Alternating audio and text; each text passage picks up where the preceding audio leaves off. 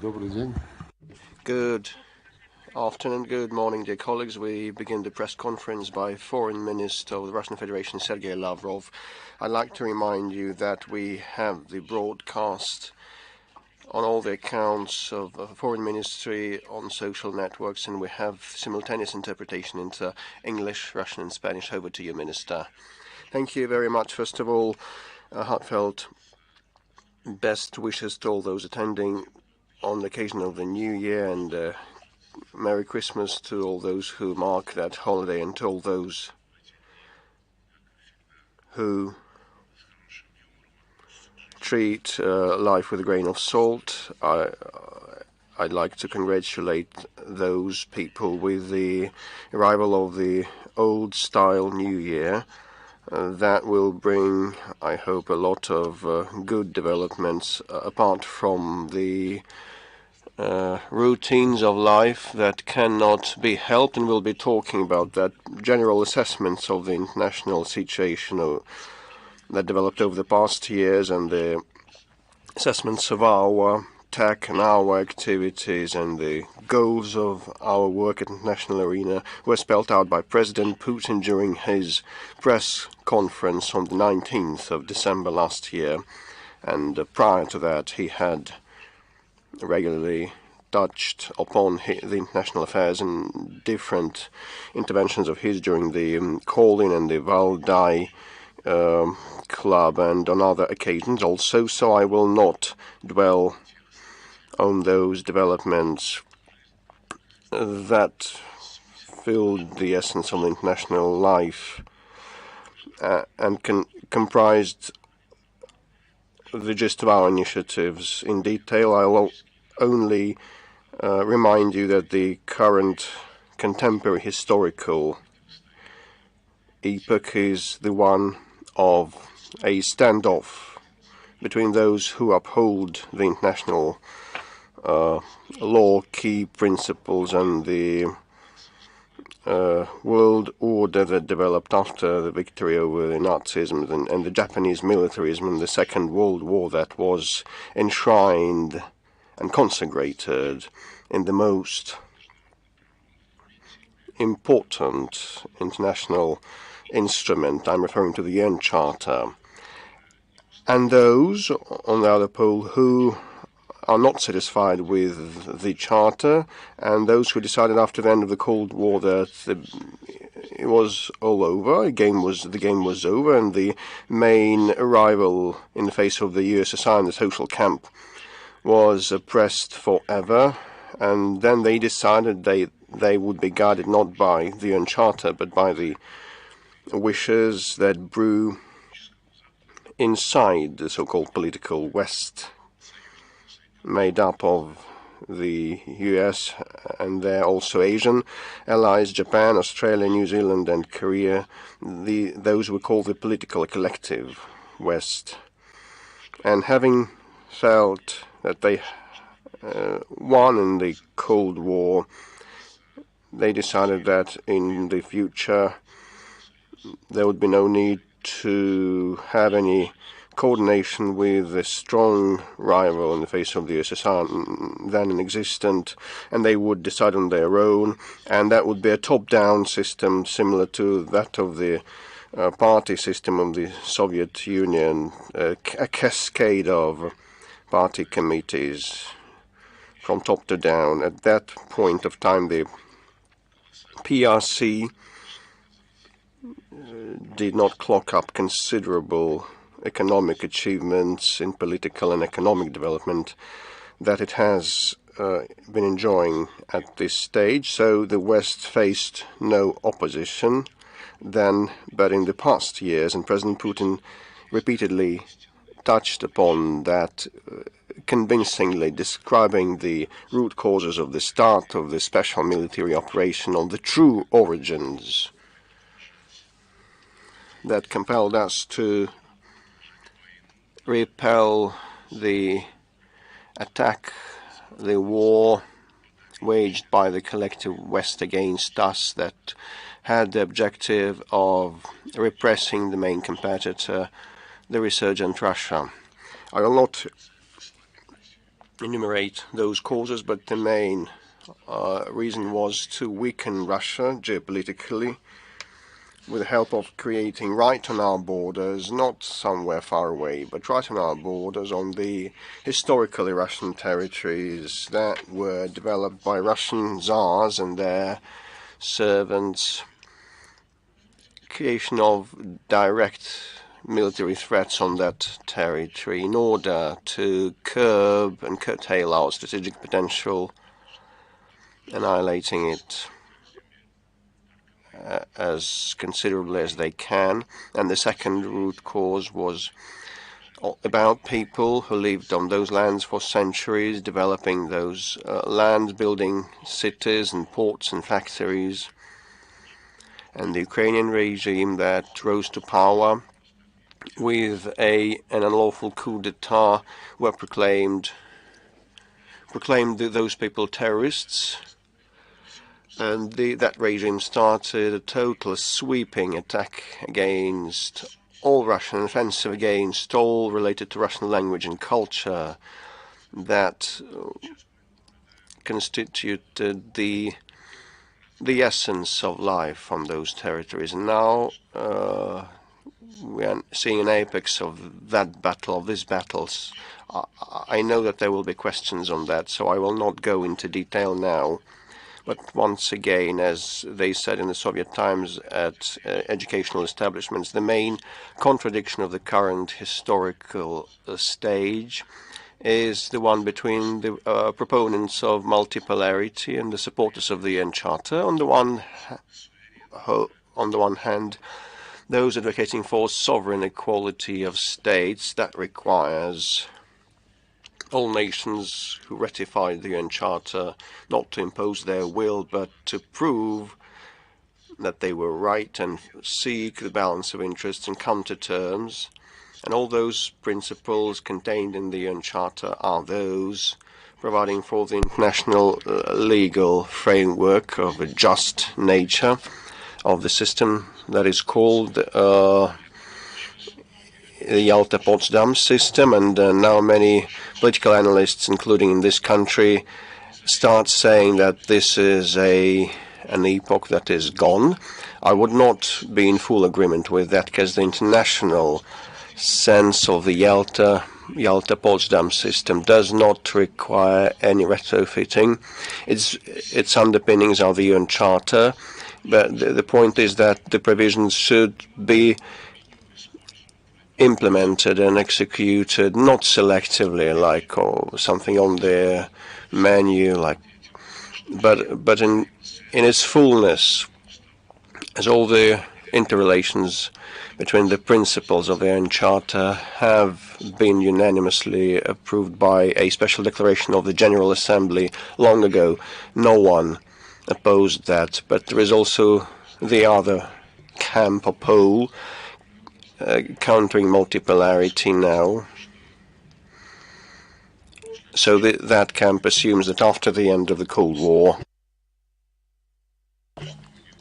the UN Charter was just ink on paper, and they had some instruments of their own. They have their own statute, the rule-based order, although no one saw it. So having this statute, they would arrive to every creed, to every temple, church, or synagogue. And this is the main contradiction as we see it. But actually the desire of theirs to proclaim themselves as the masters of everyone's destiny is driven by a great deal of inertia still today, and this is alarming for me and very surprising, because, you know, any sound politician should become aware that over the past 30 to 35 years, times have dramatically changed.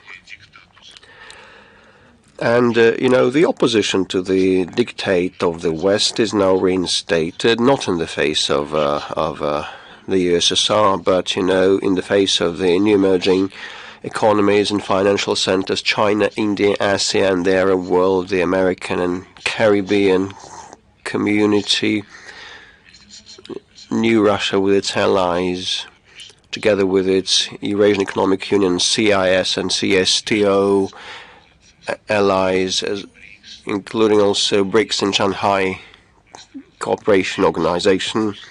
So all those powerhouse groups and economies in different regions belonging to the global majority of the global south. The new reality is already here, and there are in existence strong rivals and competitors who want to compete in sports and economy and other spheres, but the current elites of the West cannot overcome this inertia, and they are going downhill, trying to impede the path of their competitors everywhere. Like in the economy, the US proclaimed just recently a package, just today, a package of sanctions on microchips and AI, banning imports of those microchips to NATO and EU member states. So I have a firm belief that the United States needs no competitor in any field, starting with the energy, where they, in a headlong manner, give a go-ahead to perpetrate and pursue terrorist attacks that ruin the energy well-being of the European Union, and they prod their Ukrainian clients now to take out the Turkish stream as well.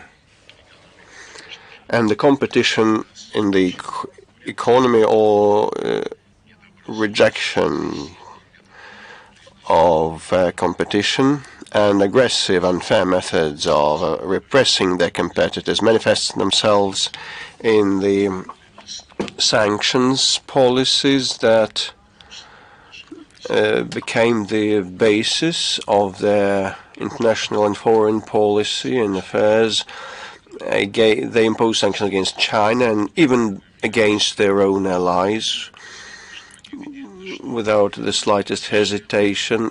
When they start thinking that someone else would produce something cheap and be more efficient at international markets than the American manufacturers, and the sports is a kind of a soap opera of how fair competitions are turned into catering to the needs of a country that proclaimed itself to be the winner. So if Mr. Trump, when he takes office, makes America even greater again, so we should have a close eye on the possible methods of President Trump to attain those goals. I would not like to take more of your time. We have outlined the main contradictions of today. I'm ready to take your questions and respond. Please, RIA Novosti.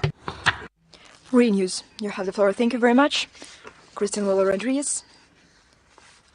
I'm here, Minister Lavrov. I'm here on the first row. Minister Lavrov, I have two questions, if I may ask them. My first question is about your opening remarks. You mentioned the Yalta Potsdam system, that it is existing, but we have to respect its key provisions. What can we do about the fact that the world actors confessed that they were not going to consider the system relevant?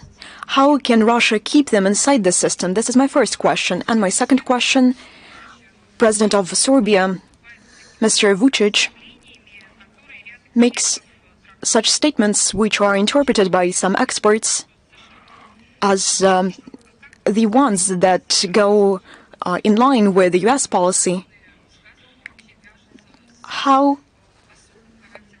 how do these statements go in line with the special character of relations between Russia and Serbia?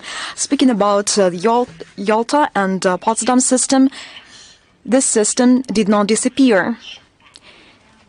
They say that this system is no longer viable, and political scholars say that we should find some other options given the new balance of power. No doubt, Yalta-Potsdam system was initially discussed and designed by writing the UN Charter. The states who fought Nazism did so, first and foremost the Soviet Union, the United Kingdom, the United States, and later, when the key fundamental principles of the post-war world order were agreed upon,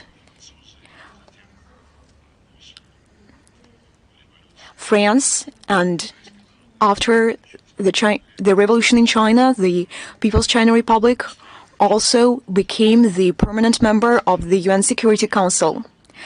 The Charter, and it is my strong belief,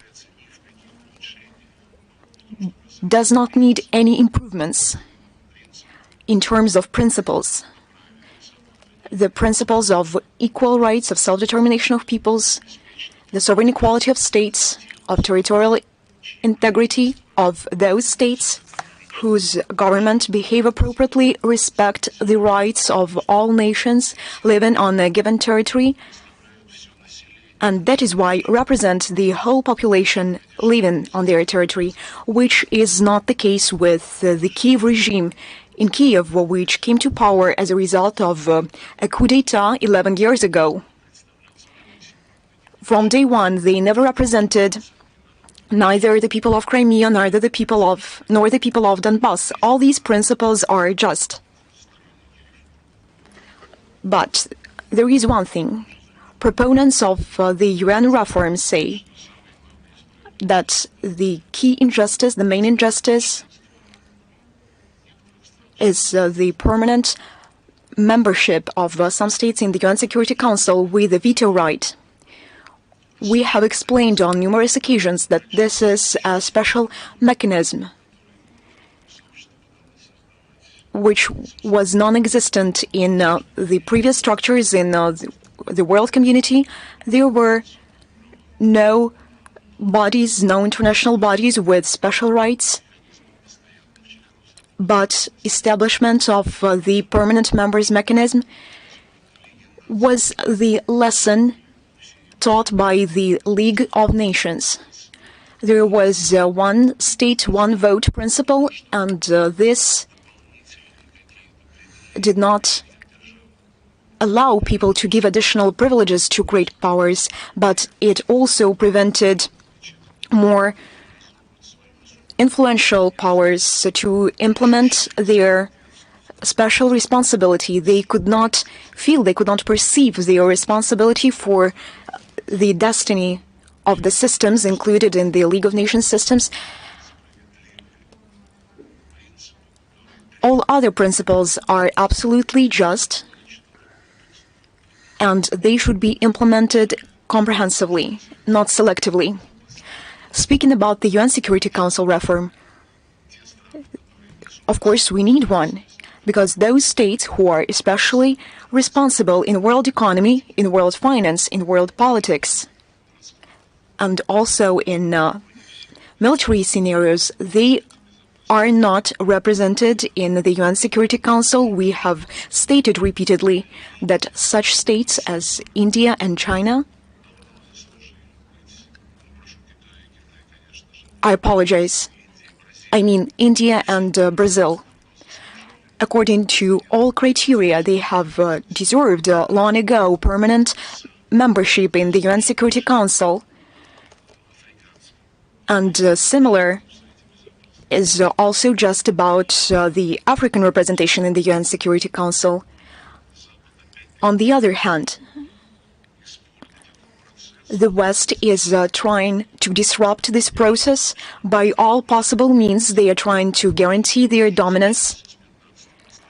And now, out of 15 permanent members, they have 6 representing the West, and the United States, among key candidates to the UN permanent presidentship, they name Germany and Japan.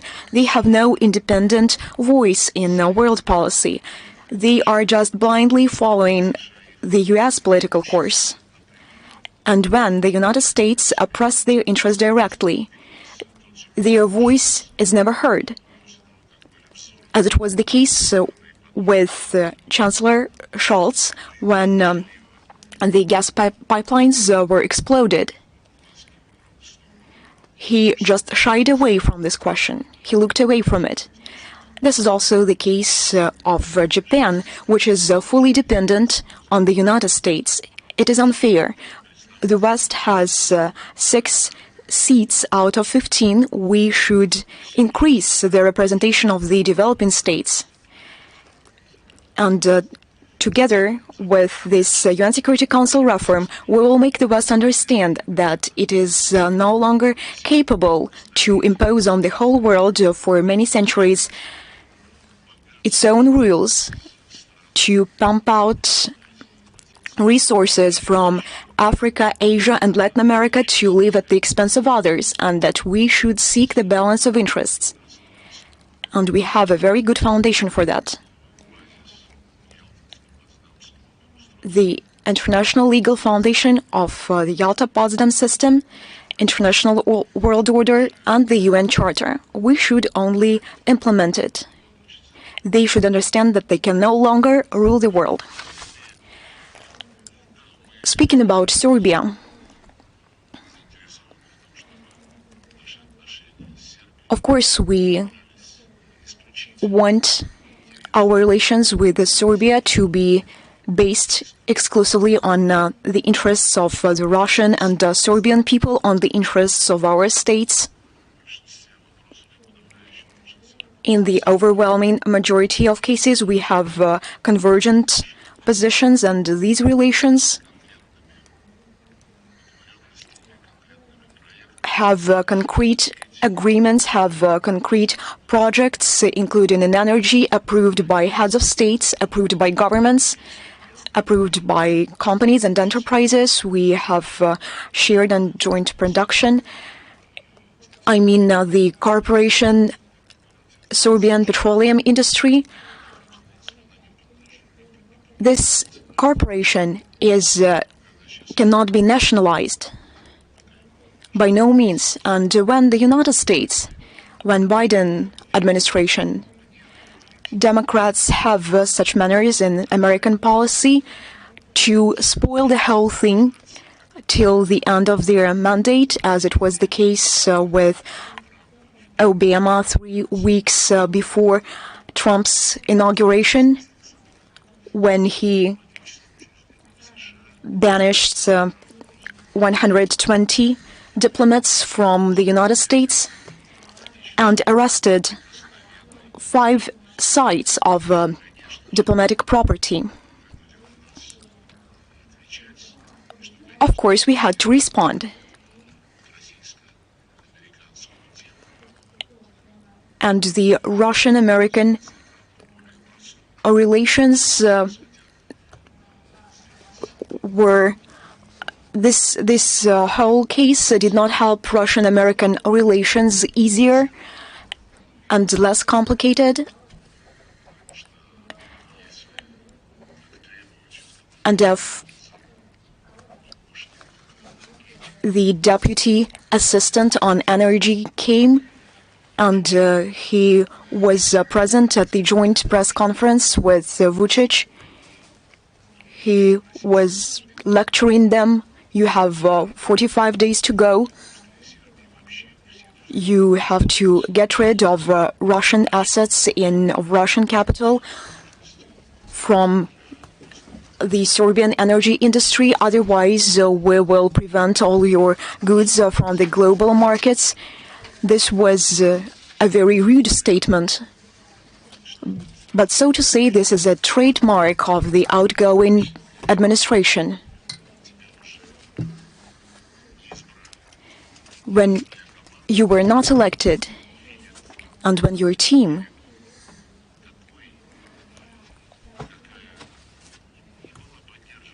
which understands that this kind of the United States was not supported by the overwhelming majority of Americans,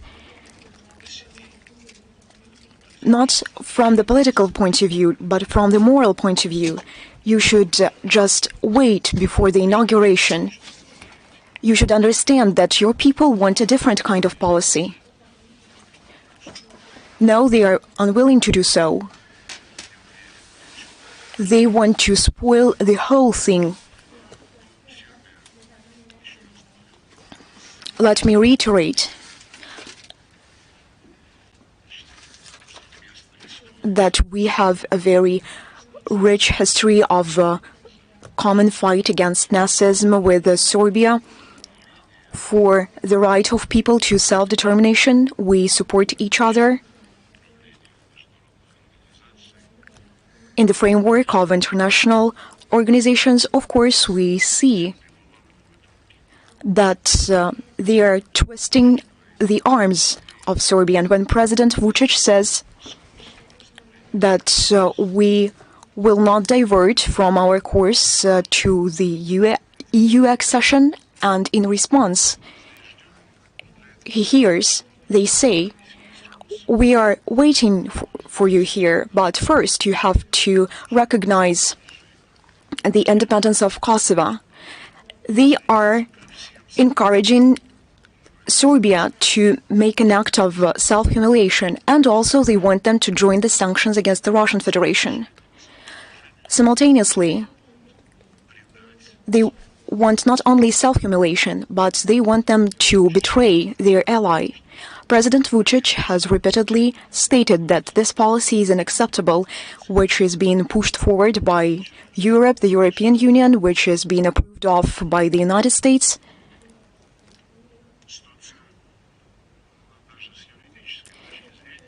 Even from the legal point of view, this situation demands quite courageous decisions and solutions. When you have an agreement with someone which has nothing to do with us, but which has to do with our willingness and our aspiration to punish your partner, because we just want to do so. And this also backfired to you. It is up to the Serbian people to decide. The Vice Prime Minister who represented Serbia during BRICS summit in Kazan, he made a clear statement in this regard. We will wait and see. We are in contact, we are in touch with our Serbian friends. We will hold urgent consultations and we expect their reaction. RT Spanish, the floor is yours. Minister Lavrov, just lately, Venezuela held the inauguration ceremony of Nicolas Maduro, the legitimately elected president of the state. However, his rival at the election still says that he is the winner of the election. It is considered to be the winner by some other states, including the US. What do you think of the situation? Perhaps this situation is similar to the one we had during the previous election. What is the objective? What is the objective of Washington? In principle, Washington is blinded by its dominance, by its impunity, by its right to decide the fates of all the people in the world. It is not manifested only in Latin America, in Venezuela. Mr. Gonzalez, Svetlana Tikhanovskaya, they were also proclaimed as legitimate representatives of Belarus. At least she is received in the Council of Europe and some other Europe-centered organizations.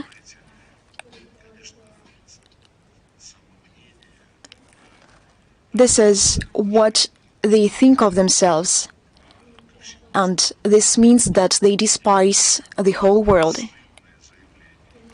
This is a shameless statement.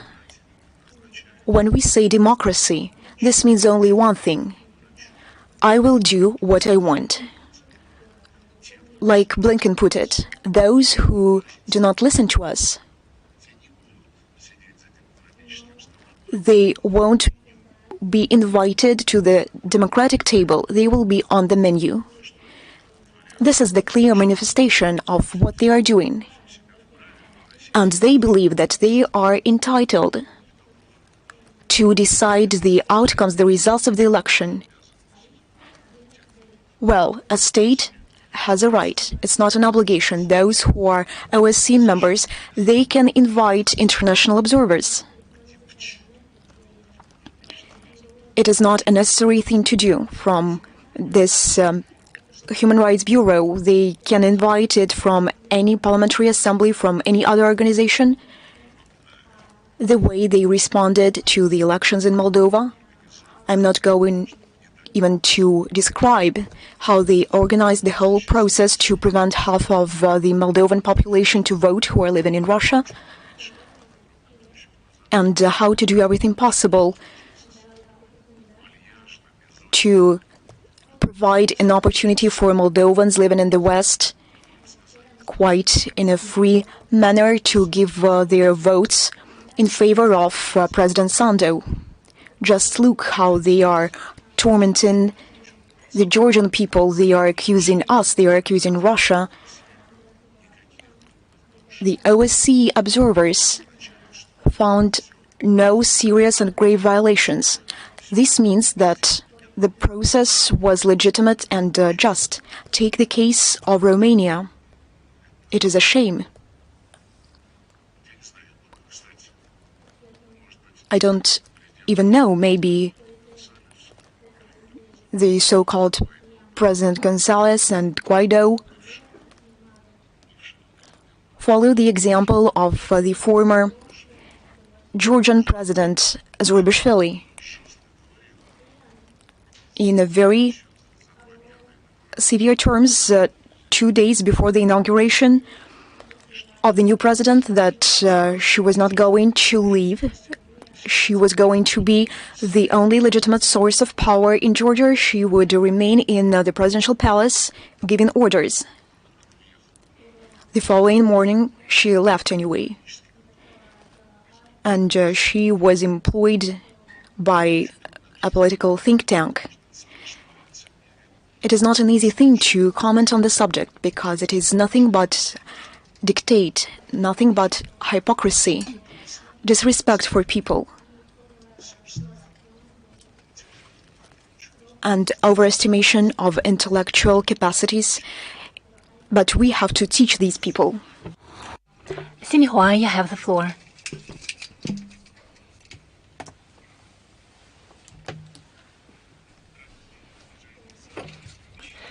Your Excellency, Mr. Lavrov, I represent the International Xinhua News Agency. I have the following question. Some time ago, Minister of Foreign Affairs Van Yi said a short time ago that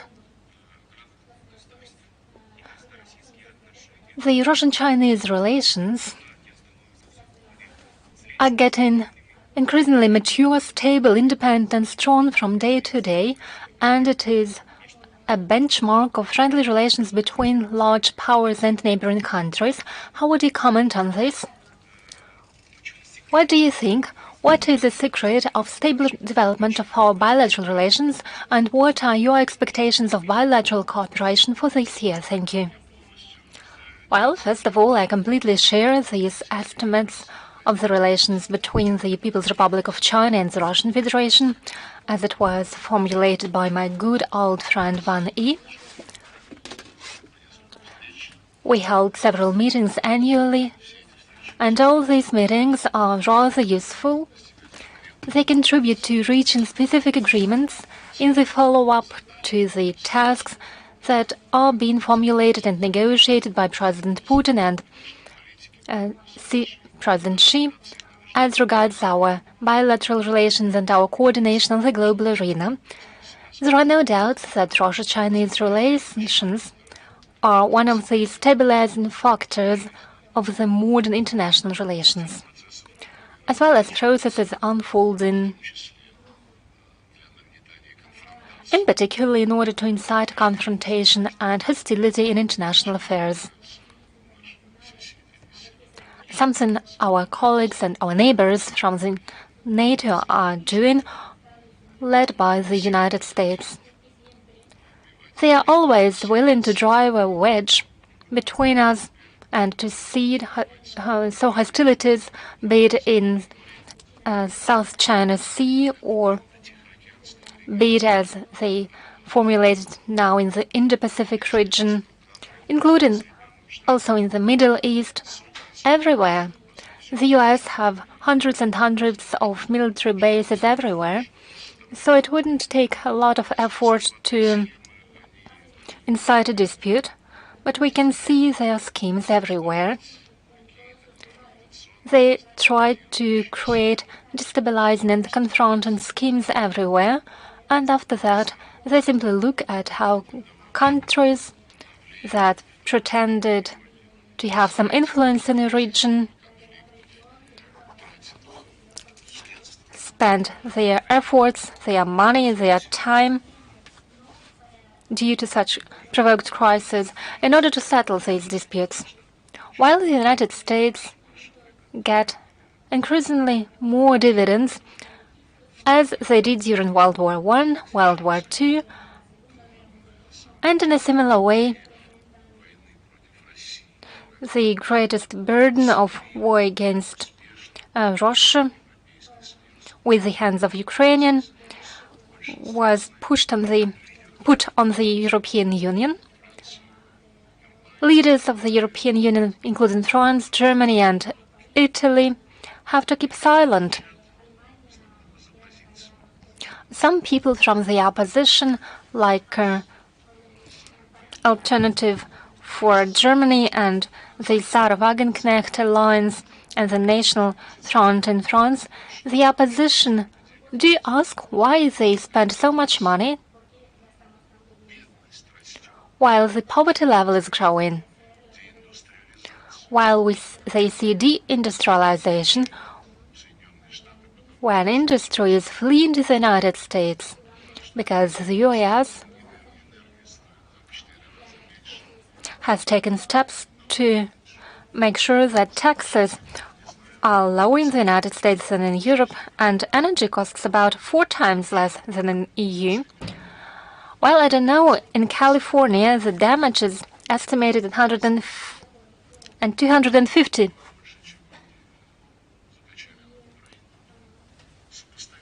billion US dollars. It is about as much as they pumped into Ukraine. Those are compatible figures. And probably what we have seen during the international events like the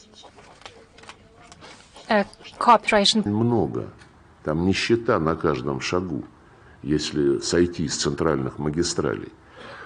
Поэтому, когда Китайская Народная Республика и Российская Федерация выступают за равноправный, честный диалог с Соединенными Штатами, это означает прежде всего то, что мы отстаиваем принципы международного общения.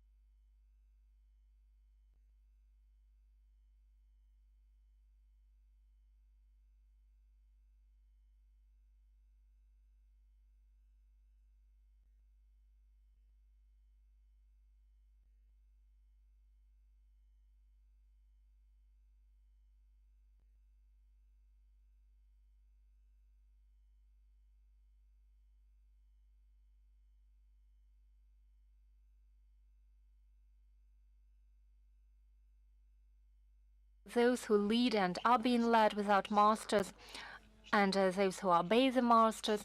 I'm talking about the SCO that is building up ties with the Eurasian Economic Union. The Eurasian Economic Union, in its turn, closely harmonizes its integration plans with the Chinese One Road and One Belt plans. I'm also talking about the BRICS. After the Kazan summit, it has become even stronger. Indonesia has become a full-fledged member of our grouping. We actively supported it during the Russian chairship. Another 8 countries have become partner countries. We are developing close cooperation and interaction between the Shanghai Cooperation Organization and ASEAN, as well as many other groupings and unions. We are doing so based on consensus, but obviously the Russian-Chinese tandem contributes to promoting all these processes in a rather efficient way with support of all other participants. So the international significance of our bilateral cooperation, our partnership and our plans for the future is huge. It is enormous, and I'm confident that these plans will be implemented. We don't want to be against someone. What we want is just one thing. We want all countries on our planet, including the entire collective West, led by the United States,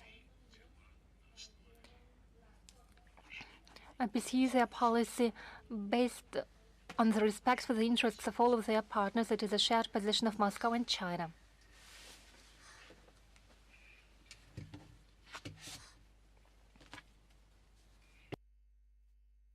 Good afternoon, Mika Badulan, Armenia. Your Excellency, Mr. Lavrov, I would like to ask you a question about the situation in Armenia. We see that they are trying to make sure Armenia goes the wrong path, and it becomes a hindrance to its very existence. It is being done to the detriment of centuries-long Russia-Armenia relations, and in the interest of Europe. We all know that Armenia has blocked its participation in the CSTO, and we also know that Armenian authorities ignore a number of events held on the Russian platform. At the same time, a short time ago, just recently, Armenian authorities started dragging Armenia into the European Union. Сегодня мы узнали о том, что Армения собирается подписать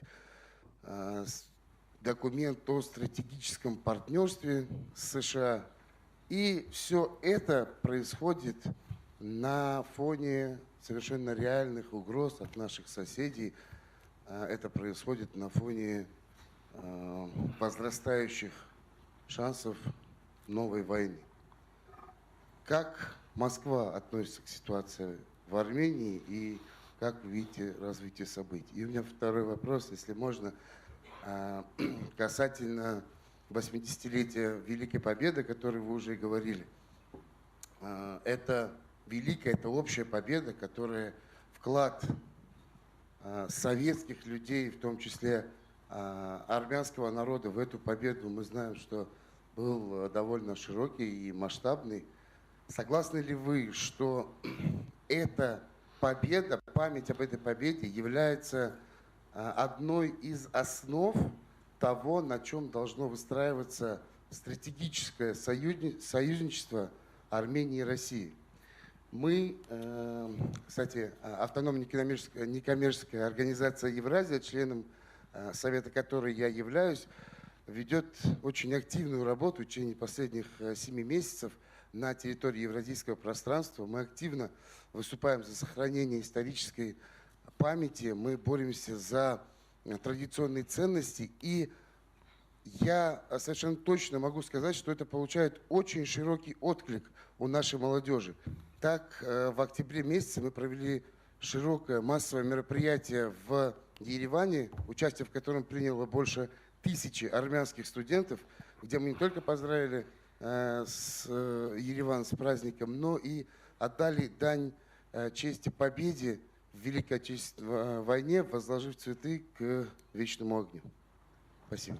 Ну, отвечая на второй вопрос, конечно же, это святая тема для всех народов,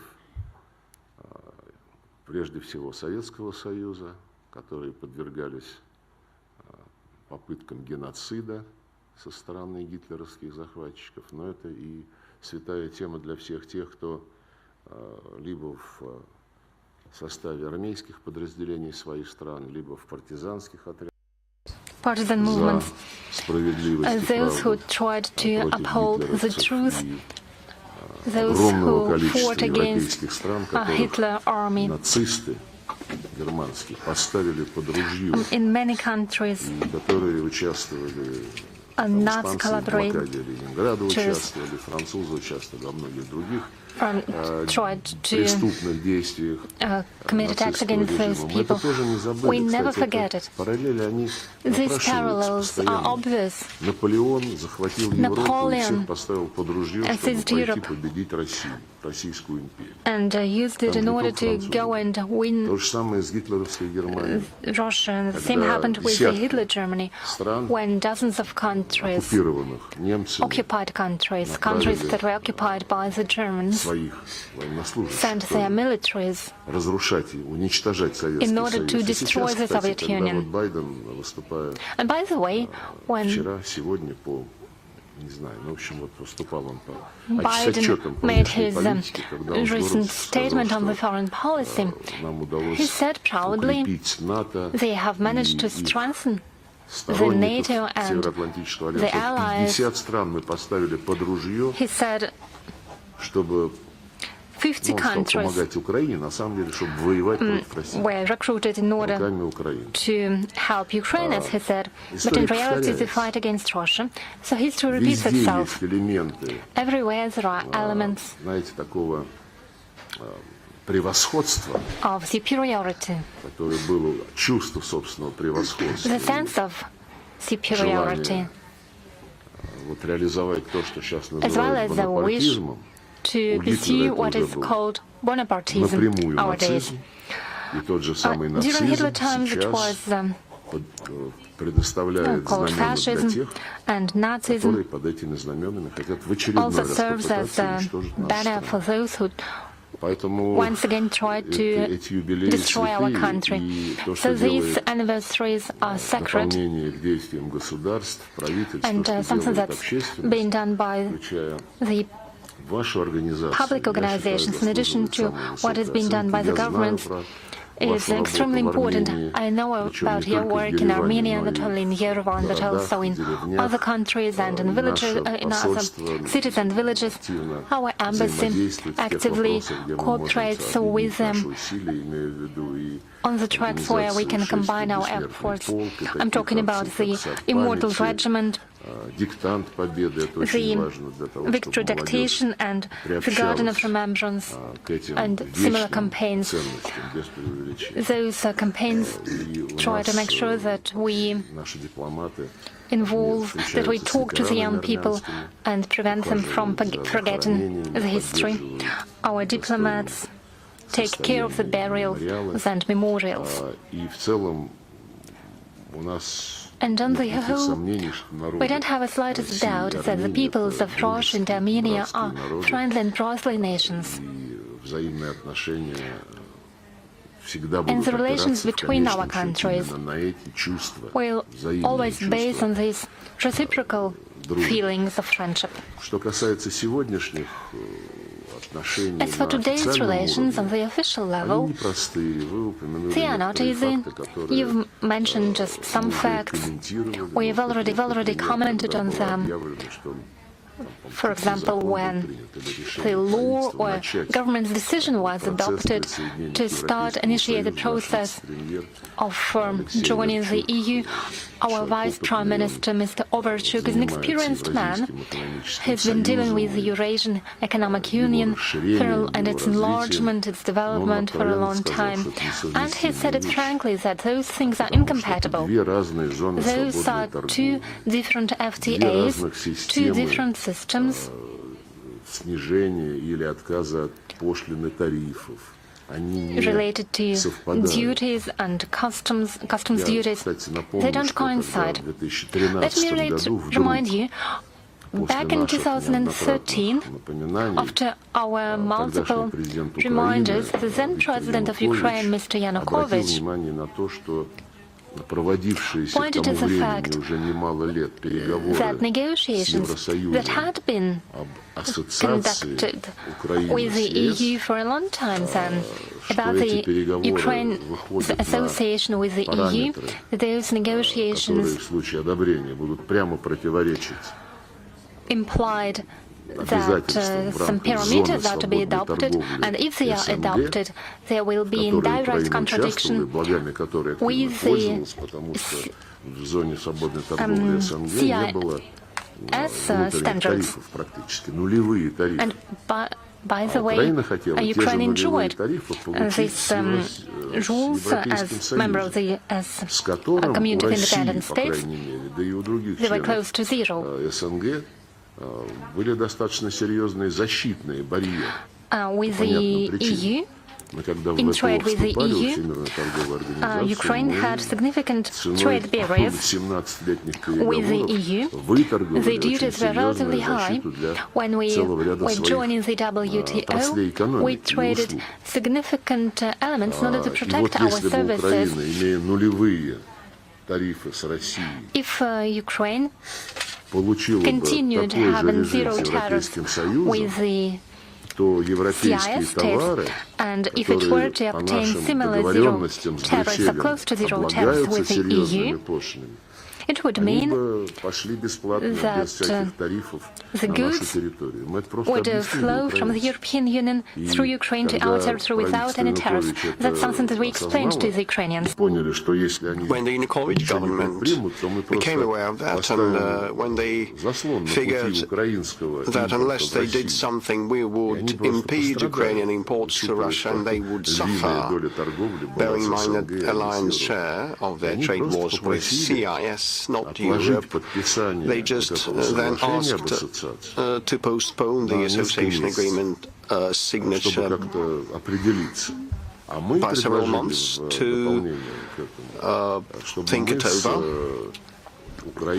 And actually, our proposal was to sit down together with the European Union and Ukraine, with the European Commission and Ukraine, at a table and think whether Ukraine could get benefits from the association agreement and not lose the benefits from the CIS FTA. And José Barroso, quite a haughty person, and he then said that was none of your business. He said, we don't interfere with your relations with Canada.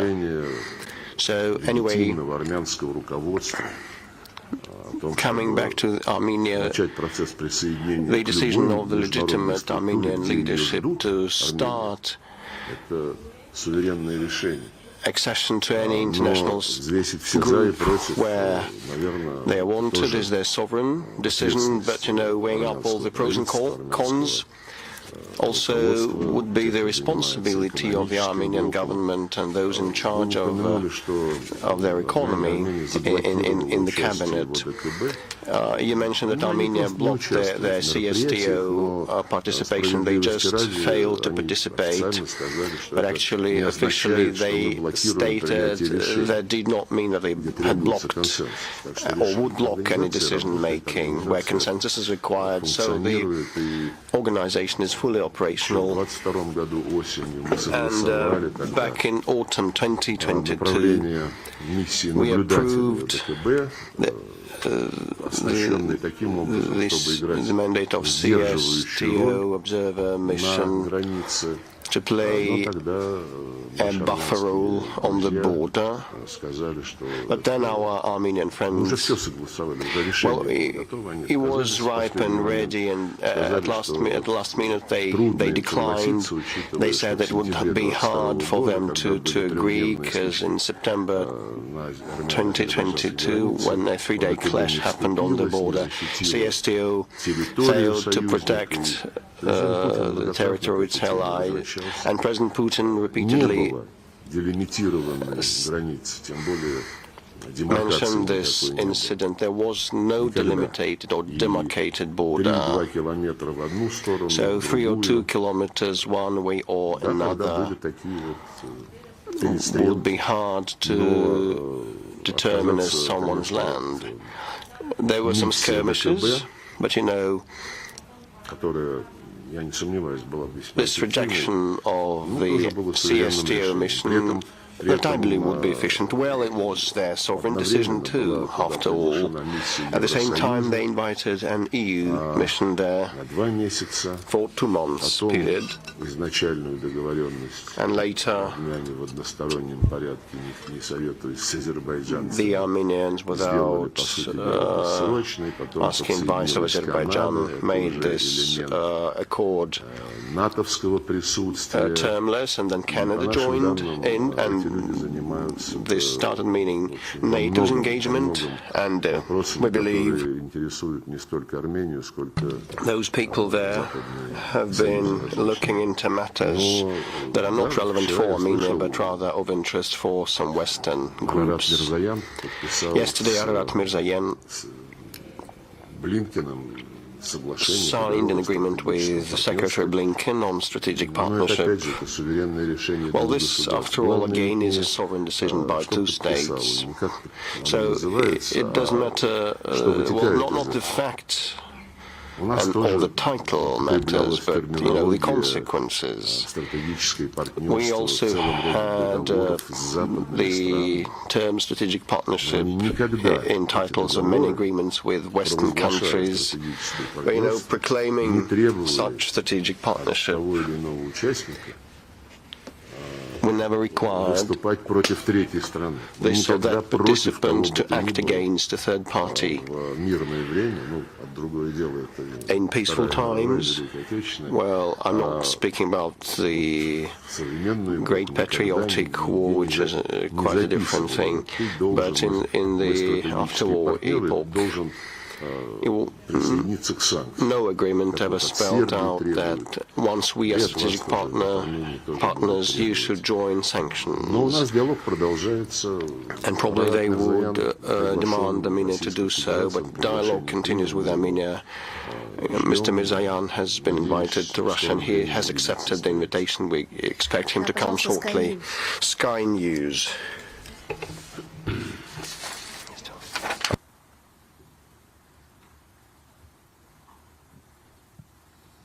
Thank you, Foreign Minister. Ivor Bennett from Sky News. The return of Donald Trump has fueled speculation of a peace deal in Ukraine. Is he the master deal maker he claims to be? And how far is Russia willing to go? What concessions are you willing to make to reach an agreement?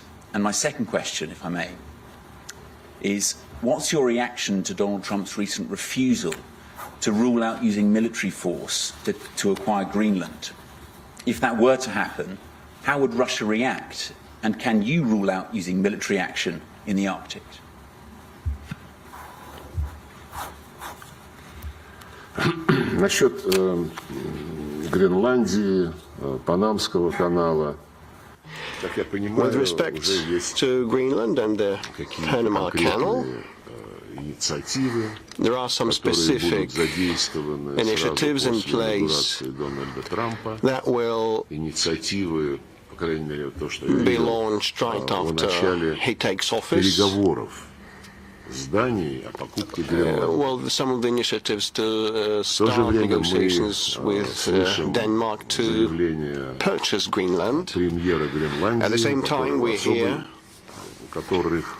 statement by the Prime Minister of Greenland, and they have a peculiar relationship with Denmark. So he said that they don't want to be Danish or American, they want to be Greenlandish. So we should listen to them in the first place, like this country being a neighbor to some of the islands and peninsulas and others. And other territories, we listened to the opinions of the residents of Crimea, Donbass and Novorossiya to find out what their attitude to the regime that had come to power via an unlawful coup d'etat was. And they did not, those residents did not take this regime favorably, and this goes in full conformity with what I mentioned at the outset of the conference, a right of nations to self-determination. If an ethnicity or a nation being part of a bigger state believes it would be better off somewhere else, it wants to emancipate in line with the UN Charter, this big nation is obliged not to impede the expression of that will. Not the way the Spaniards behave with Catalonians, or not the way that Scotland is treated. If a small nation or an ethnicity expresses its determination to use this right, and the international law, as spelled out in the UN Charter and the UN-GA declaration, means and says that all should respect territorial integrity of nations whose governments represent all the population living on that territory. If Greenland believes that Copenhagen does not represent its interests, so they probably have this self-determination right that comes into effect. But actually, a right for self-determination was the legal basis for the decolonization process back in 1960s and 70s, when the vernacular, the indigenous African tribes and peoples understood that the colonizers that ruled them then did not represent them and their interests. This is when the self-determination right enshrined in the UN Charter was implemented at a large scale, in full conformity with the Charter, but not completely. Today, there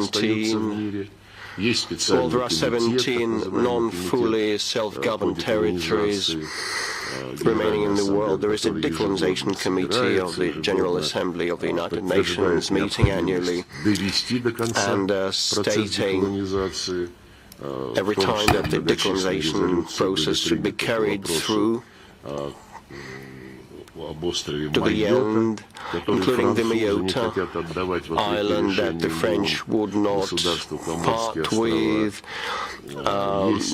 despite the UN decision in the Comoran Islands, and Mauritius also, and 17 territories that are not fully self-governed. Still, the right of nations to emancipate, to self-determine is existent. It is the foundation of of the decision to finalize this process of decolonization, and inter alia, this right is pertinent of the decisions by the Crimean residents and the residents of Donbass in favor of self-determination back in 2014 and 2022.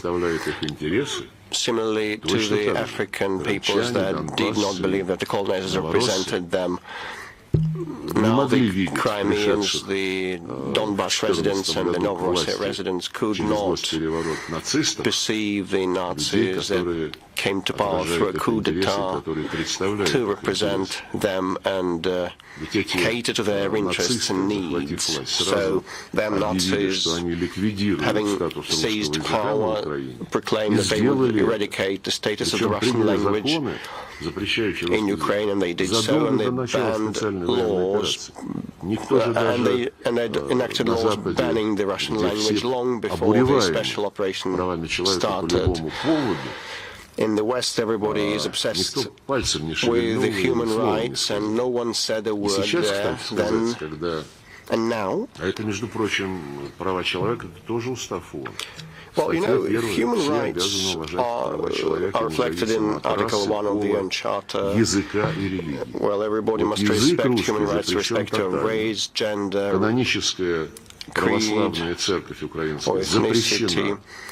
So the canonic Orthodox Church in Ukraine is banned, and the language is banned in Ukraine, the Russian language is banned in Ukraine, and no one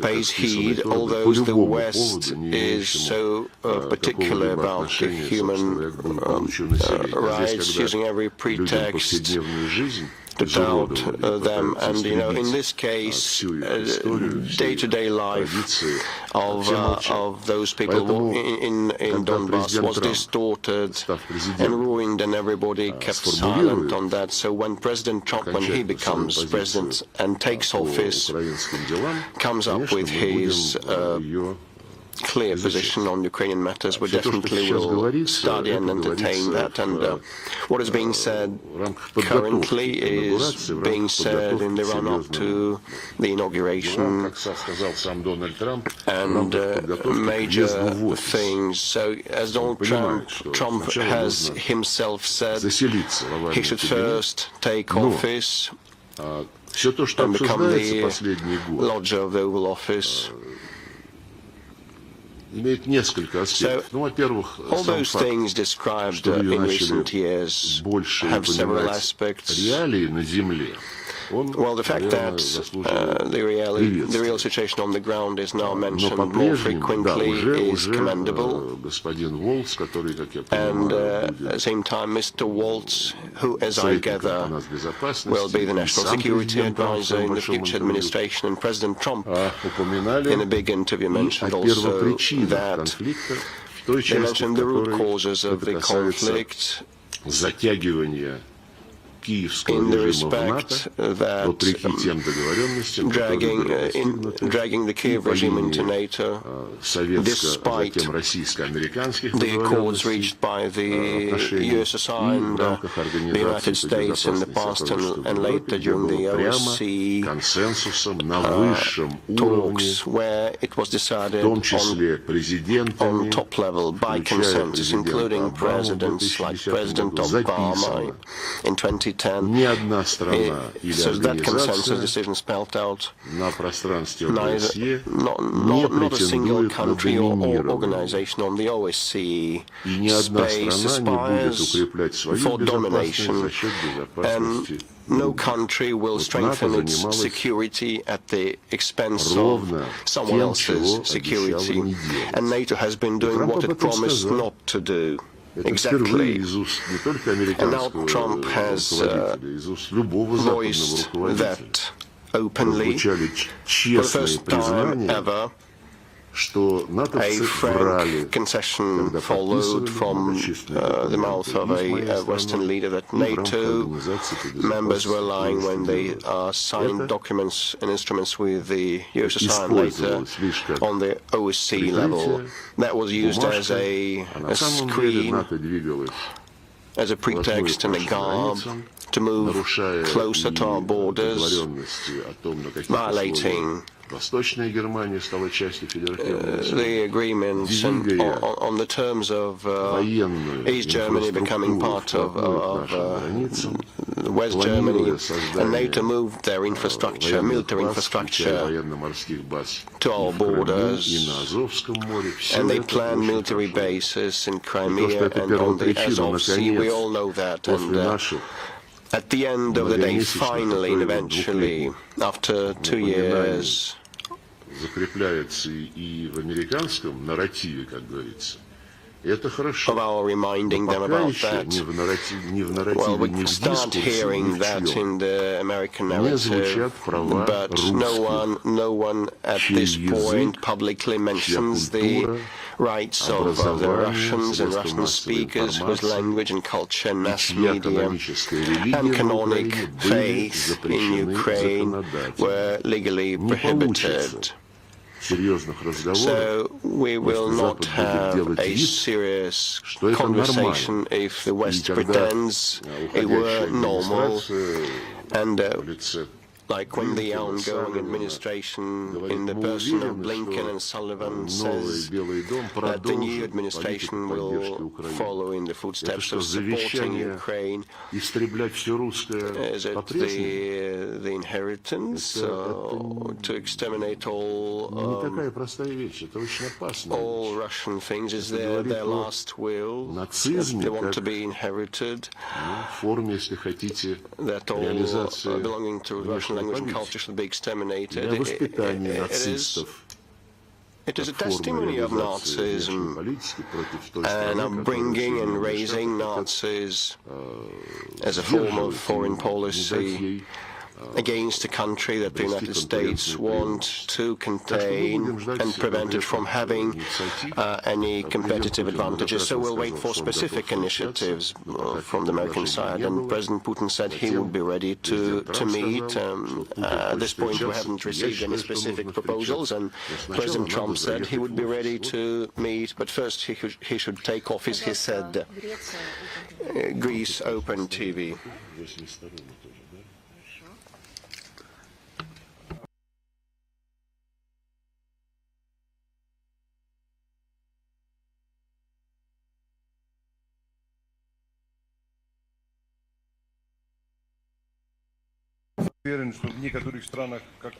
And I believe that in some states like mine, in Greece, in Cyprus, the overwhelming majority of people disagree with the policy pursued by our governments. The people strongly disagree with any kind of military escalation unleashed by anyone. Unfortunately, there is a paradox. With our own people, our government doesn't think it necessary to agree to align their policy with the opinion of their own people. Some governments even say that foreign policy is determined by some other factors and not by the will of their own people. That is why I would like to ask a question. Russia is a part of this shared European continent. What do you think? Will we ever be back on a normal track on our shared European continent? And one more detail. You are the most experienced diplomat in the world. And quite often you were involved in the Cyprus case. Now they are speaking about the new round of this negotiation process in Cyprus. Do you have any expectations, recommendations maybe, to those who will lead this? I will begin from your second question. I dealt with the Cyprus settlement when I was working in New York. The president of Cyprus came annually to the UN General Assembly, Annually, he invited the ambassadors of the 5 permanent states. We spoke how we could implement the principles enshrined in the UN Security Council resolutions. We also discussed the failures on our way towards the resolution of the Cyprus crisis. The last attempt, the Kofi Annan plan, I don't remember the exact date when my good friend, may he rest in peace, Kofi Annan, my good friend, the brilliant Secretary General, he took a risk and he came up with a plan which would somehow change the decision made by the UN Security Council that the future central power and the eventual unified state would be weakened. Greek Cypriots would have less power. And this plan was denied. Since then, I do not know that any concrete steps have been made so far. Our Turkish neighbors, they say that these are 2 equal states and it cannot be any other way, that we have to come to terms to find a solution. We don't have any magic plan which we can propose or which we would impose. The interests of the 2 nations should be considered. The permanent members of the UN Security Council, they were considered to be guarantors of this process.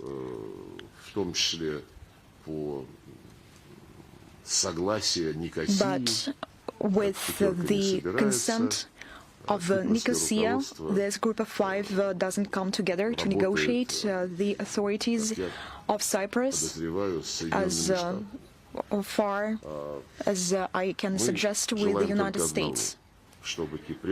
We want only one thing.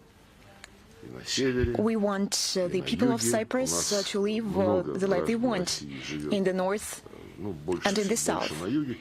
Many Russian citizens live in the south of Cyprus, and more than 10,000 Russian citizens live in the north of Cyprus. We don't provide regular, we don't have the permanent consular office there, but we provide consular services on a regular basis, and we want the people of Cyprus to determine their future. We understand that the authorities of Cyprus have partners who do not merely want the people of Cyprus to come to a solution as soon as possible, but they suggest the ways of the solution. For instance, to join NATO, to change their domestic legislation in order to do something wrong to Russians who transferred money to the banks of Cyprus.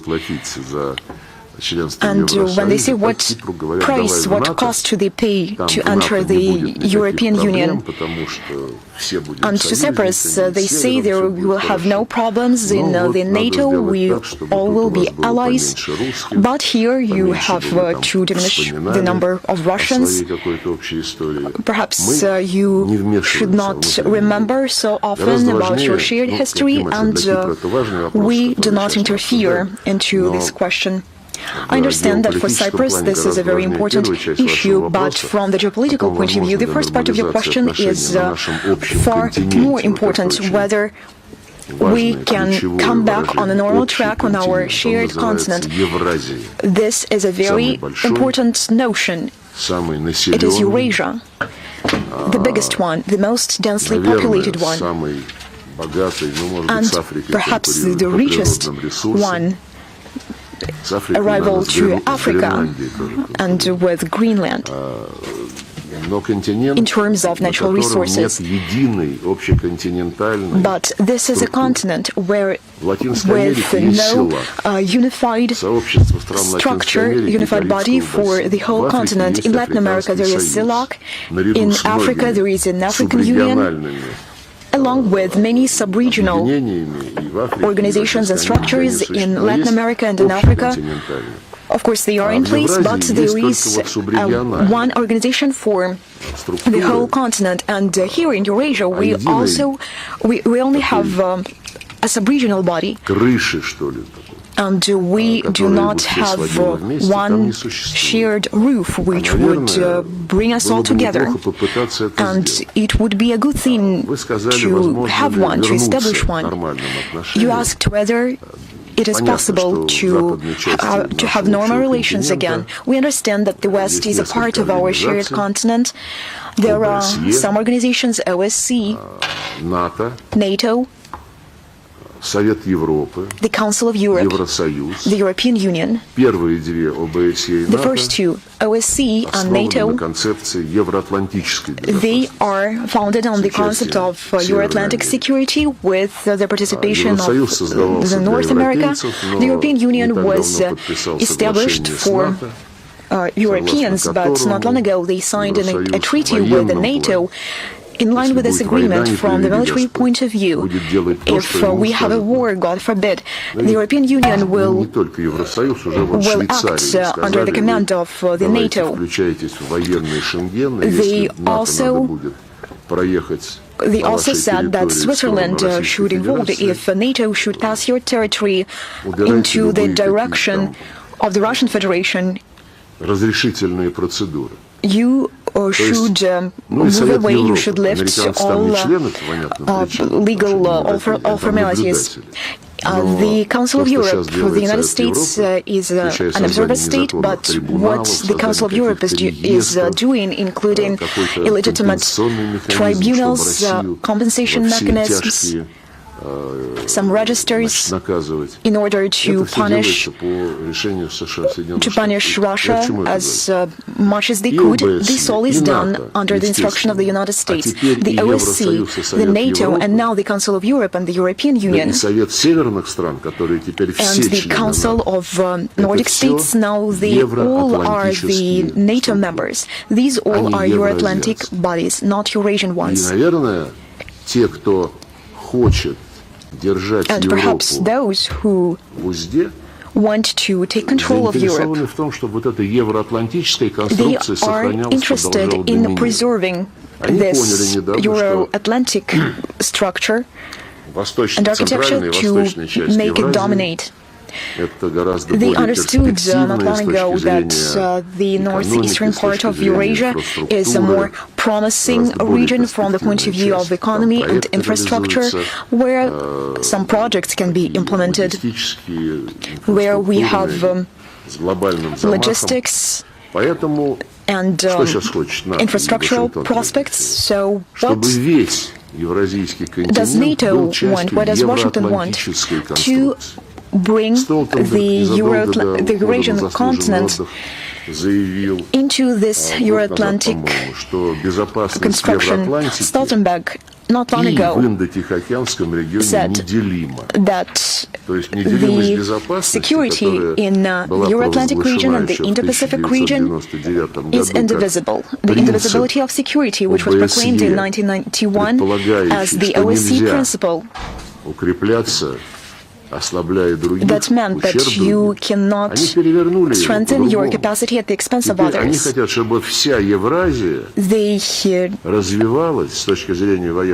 Now they treat this differently. They want Eurasia to develop in line with Euro-Atlantic parameters. The Indo-Pacific region, they have AUKUS there. They have the Group of Four, Japan, Korea, Australia, New Zealand. They have Quad with the participation of India. The Quad, Americans want to make it political and military organization, and our Indian friends understand this perfectly well. Also, they have the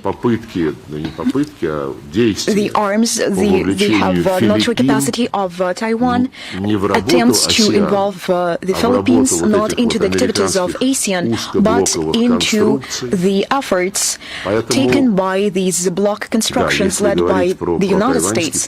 If we speak about the Taiwan Strait, everyone says Europeans, Americans, British, that they respect the position of one China, the People's China Republic, but they add, we adhere to this position, but no one should change the status quo. And what is the status quo?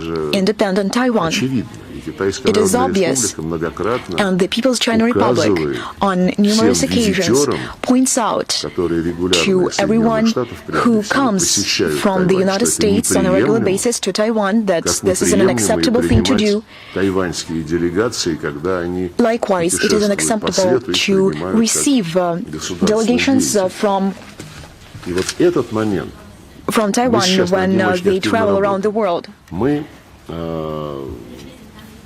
President Putin, speaking right here on June the 14th, besides our position on Ukrainian settlement that I have already mentioned, we need to resolve the NATO issue once and forever, and to restore the rights of the Russian people, the right for their religion, for the language, which were exterminated.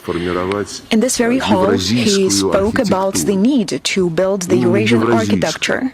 The Eurasian architecture, which will be just like the African Union, CELAC, which will be open for all countries on the continent.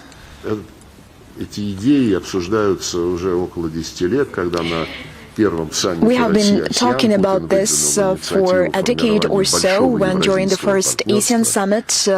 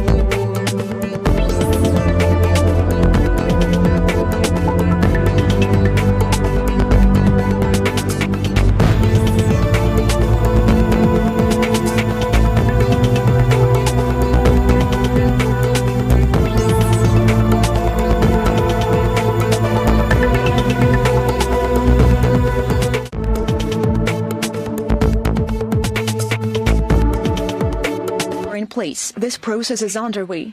In the same vein, the Belt and Road Initiative is implemented, the Northern Sea Route,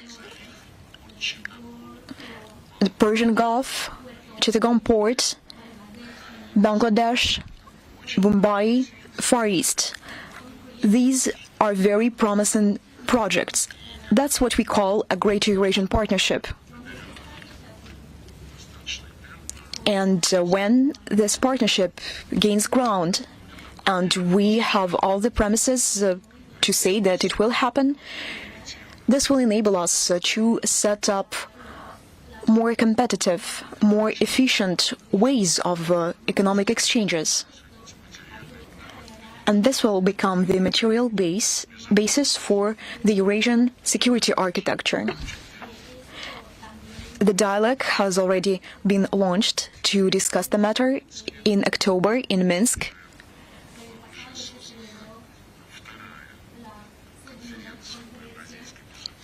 We participated at the second Eurasian Security Conference.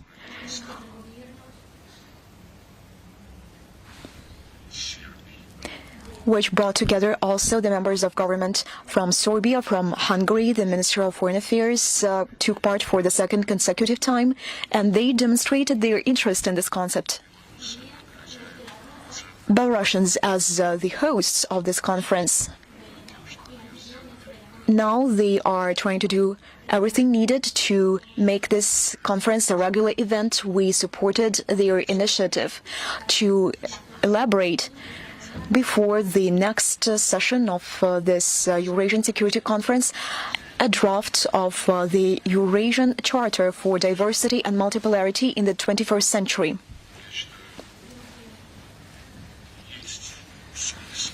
That is why I believe that we should think about the ways how the Eurasian continent can develop based on the interest, first and foremost, of the states of the Eurasian continent. Not from the point of view of the Euro-Atlantic,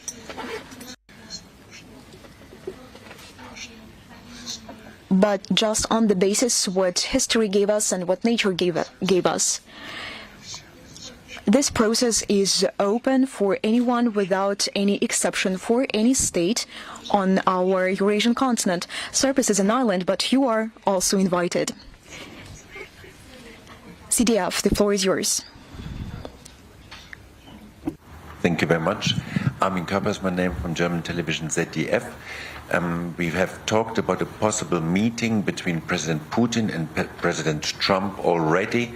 What part could you see for the European Union and countries like Germany in possible negotiations about the Ukraine conflict? Thank you. Я считаю, что Германия уже сыграла свою роль. I believe that Germany has already played its part, played its role when they became and when they behaved as guarantors, like Chancellor Merkel and President Hollande, when they said that the Minsk agreements, which were drafted and elaborated in the capital of Belarus for almost 20 hours, which were concluded between Russia, Ukraine, Germany and France, they said that this was a peace treaty between Moscow and Kiev, and we are, France and Germany, we are the guarantors of this treaty. They interpreted the status of the participants differently. Their position was, we, France and Germany, we are guarantors. We made you sit at the negotiation table, and we are guarantors. This document, Minsk agreements, we brought this document to the UN Security Council. Unanimously, it was endorsed there. And they urged us to implement these Minsk agreements. I'm not going to enumerate hundreds and thousands of violations committed by the Kiev regime, including bombardments of civilian sites, of civilian infrastructure, complete blockade of the territories who refused to recognize the results of the coup d'etat.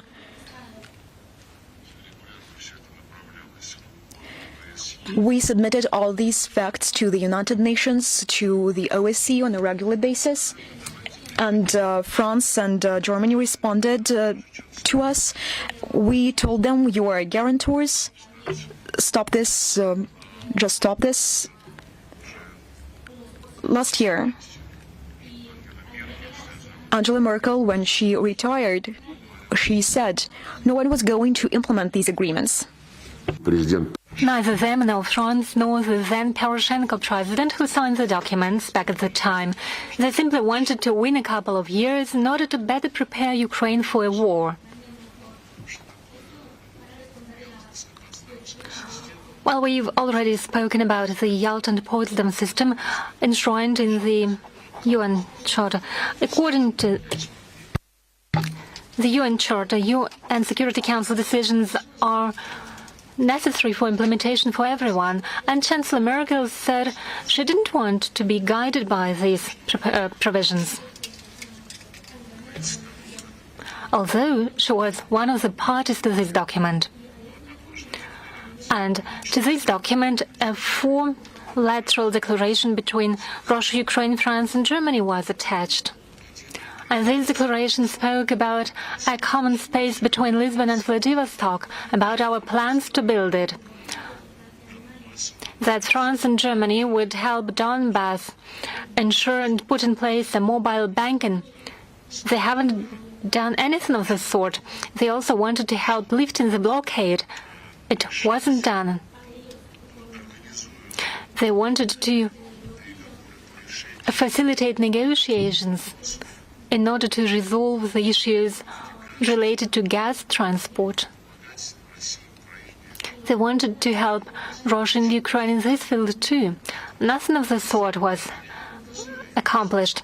So with all due respect to the history of the German people, I believe it has already made its contribution through the Chancellor Merkel's office and administration. And you know, Putin never denies any proposals of entering the contacts. Scholz has already called him on a couple of times. They had a telephone conversation recently, and Chancellor Scholz was proud of having made such a heroic deed. There have been several phone conversations with some other representatives of the European Union.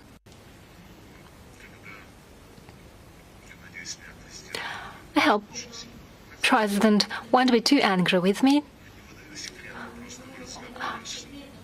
I'm not revealing any secrets. But in the conversation with President Putin, Scholz hasn't said anything that he wouldn't have said publicly every second day. He said we have to go back.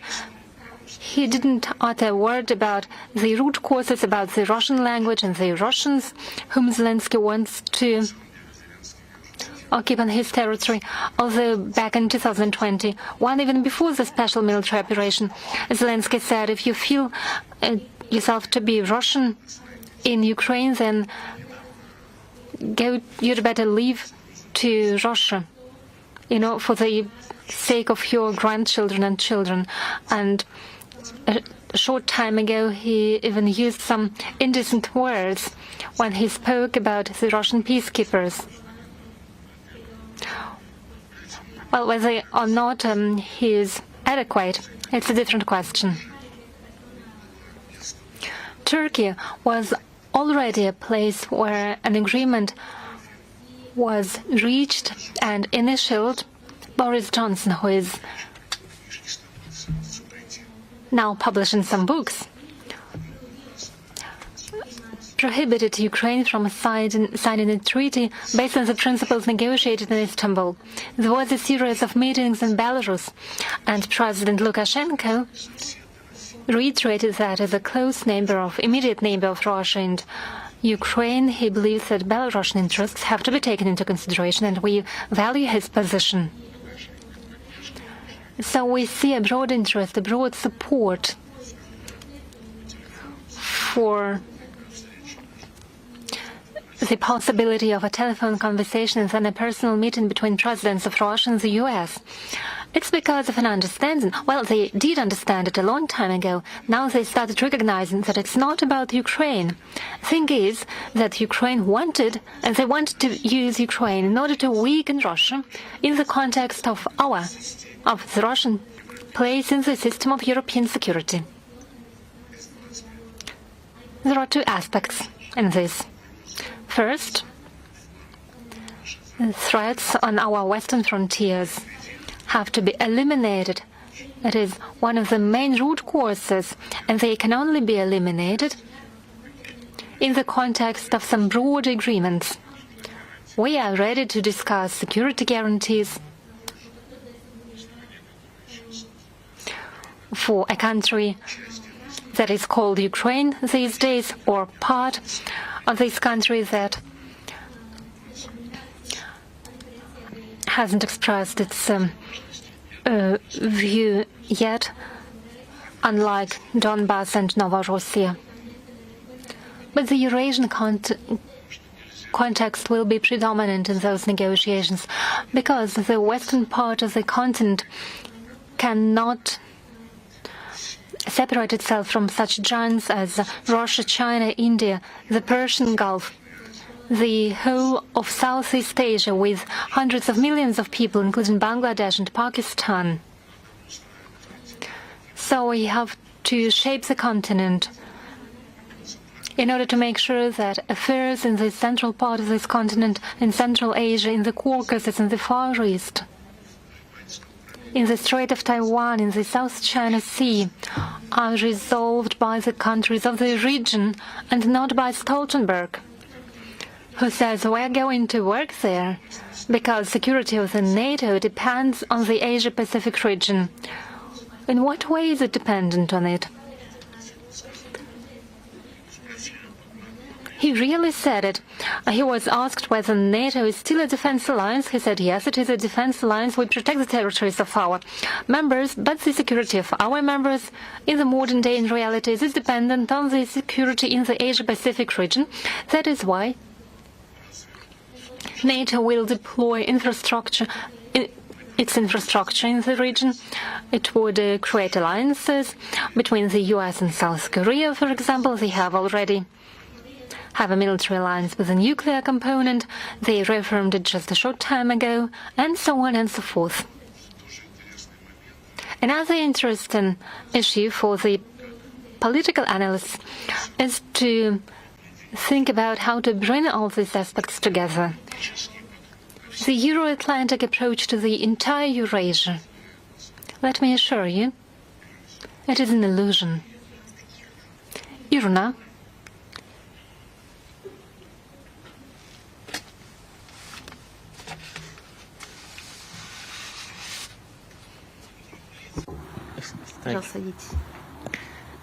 could you please provide more information about the Iran-Russia Comprehensive Strategic Partnership Treaty? What messages does the treaty convey, and are there any concerns from third parties about it? Thanks. Well, it remains 3 or 4 days until the visit of President of Iran. It has already been announced. Our presidents will sign the treaty. Whether someone likes it or not, well, usually this question is asked by our Western colleagues, because they always want to find a topic in any issue that would show that Russia, Iran, Russia and China, DPRK, always do something against someone. And our treaty, just as our treaty with DPRK, is not aimed against any country whatsoever. It is constructive, and it is aimed at strengthening the capacities both of Russia and Iran, as well as our friends in different parts of the world, to make us more capable of developing our economies, resolving social issues, and ensuring our defense capabilities. Al-Maidin.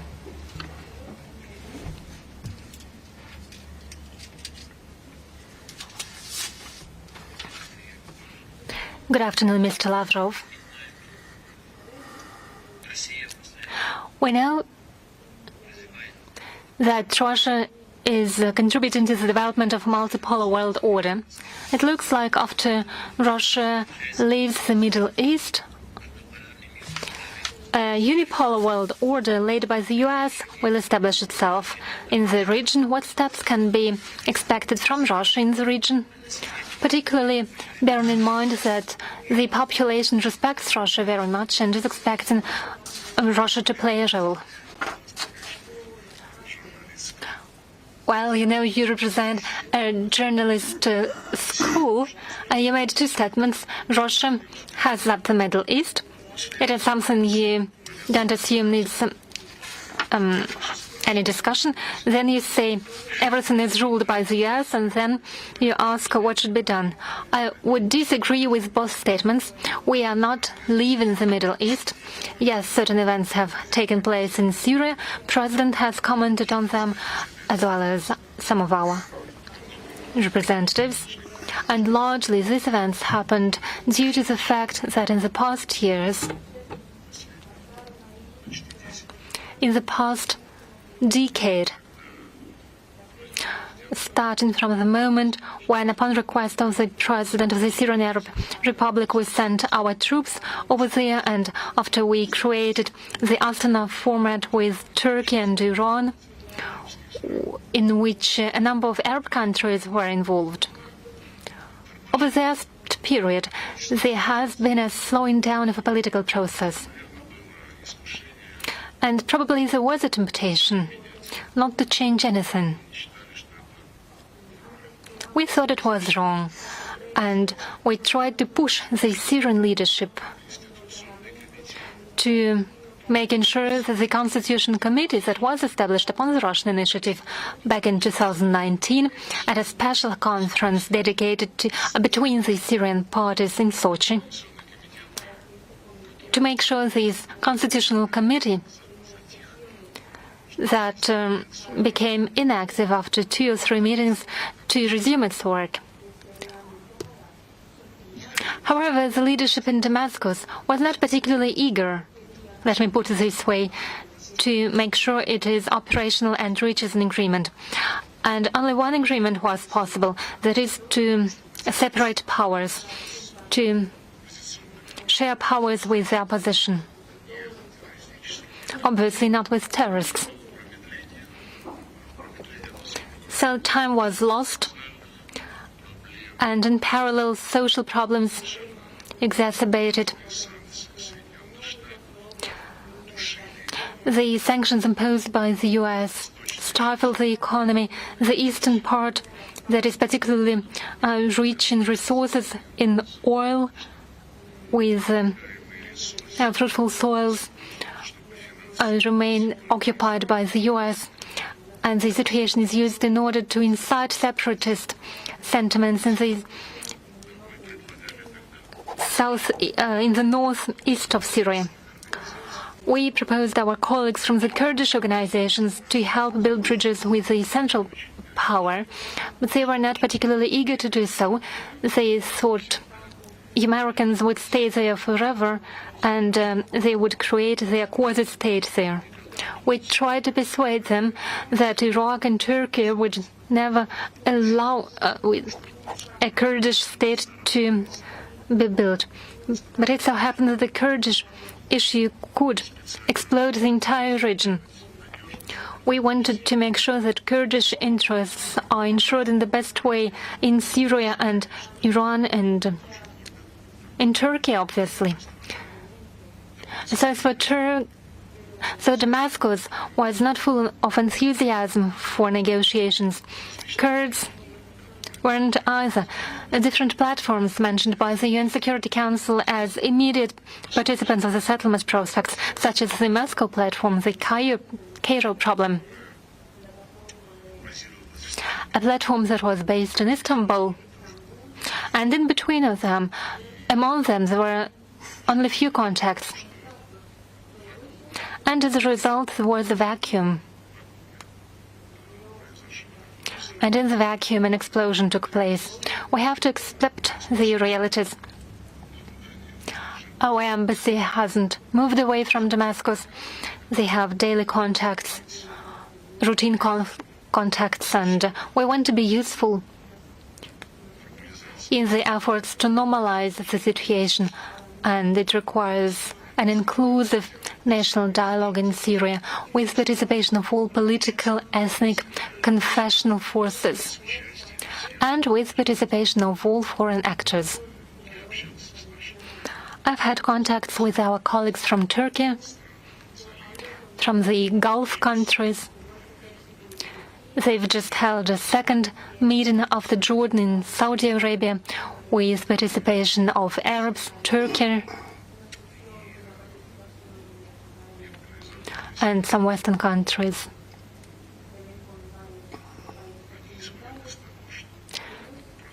They assume this process has to be joined by Russia and China and obviously Iran. If someone is really willing to initiate a lasting process aimed at a real result instead of settling scores again with their competitors and rivals on the Syrian territory. So we are open for a conversation. The Astana format can play its role. I've already mentioned that Russia, Turkey and Iran cooperate with Jordan, Iraq, Saudi Arabia, Qatar and other countries show interest. When we held the meeting in Doha on the 7th of December, Pedersen said we have to urgently convene an international conference with participation of all Syrians and all foreign actors. So we are looking forward to it. Reuters. Good afternoon, Mr. Lavrov. Next Monday, Donald Trump will be inaugurated as the 46th President of the United States. What are your expectations from the incoming administration, and what are your expectations in terms of Russia-US relations? Thank you. Well, it is our expectation that a new team will formulate its approach to international affairs. I do understand that President Trump has a will to do so, has mentioned it publicly, but we equally understand that the future president has an enormous responsibility for the state of affairs in his own country, taking into account the situation that he has inherited, in particular in Los Angeles and in California. It is a catastrophe what's happening with the people over there. President Trump also announced that settling the situation with migrants would be a priority. He has already announced a set of measures. Again, he has first to move into the office. For the time being, all his explanations, all his considerations don't have a practical value. So let's wait until the new administration has formulated its official attitudes. Americans are looking forward to it. They have many problems left behind by Biden, and obviously those interested in a constructive role of the United States on the international arena on various crisis situations are looking forward to it. Pakistani television, please.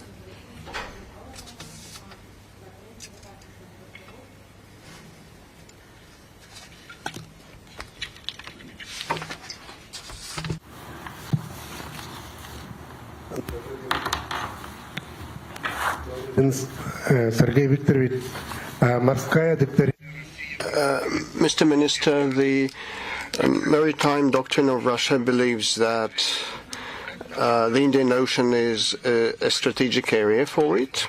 How can Pakistan capitalize on its relations with SCO and BRICS countries? And where does this doctrine of Russia stand in, so that we could acquire long-term benefits? And how can you characterize today's level of relations between Russia and Pakistan? Well, I believe that we have been improving and enhancing our relations. Currently, we have the most positive stage for decades, and our relations are evolutionizing, and there's a range of projects to restore many of the facilities created back in the Soviet times for the Pakistani economy. And we can see reciprocal interest to cooperate in the fight against terrorism. Pakistan is also a victim and a target, but that requires joining hands with your Afghan neighbors, with India and with other SCO member countries, because Afghanistan, Central Asia and Pakistan are used as a breeding ground by bad guys in order to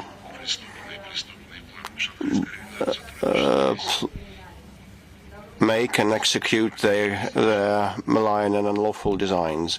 The SCO has the anti-terrorist structure that works well and helps exchange information. And actually, the financing of terrorism is closely linked with drug trafficking and other organized crime. So for a number of years, we've been promoting an overture to establish a single center to fight new threats, including human trafficking, drug trafficking, terrorism, and other scourges. And in this, I hope this year we'll be able to execute that, to implement that, and bring it into life. And I hope that all the organizational steps are important. But what is more important is to strengthen and build confidence inside SCO and within the Afghan format, the current Afghan format, Russia, China, Pakistan and Iran. We are certain that engaging India would be a right thing to do. So generally, SCO and the Afghan format and the Moscow format would be additional frameworks where India, Pakistan, and China would have more opportunities to communicate, to be able to better understand each other, to ask disturbing questions and get and analyze answers. And we would be lending a helping hand. We'll do our best to help. This is in the interests of us and the SCO and the region by and large. So I can see it is the Vietnamese news outlet, information agency.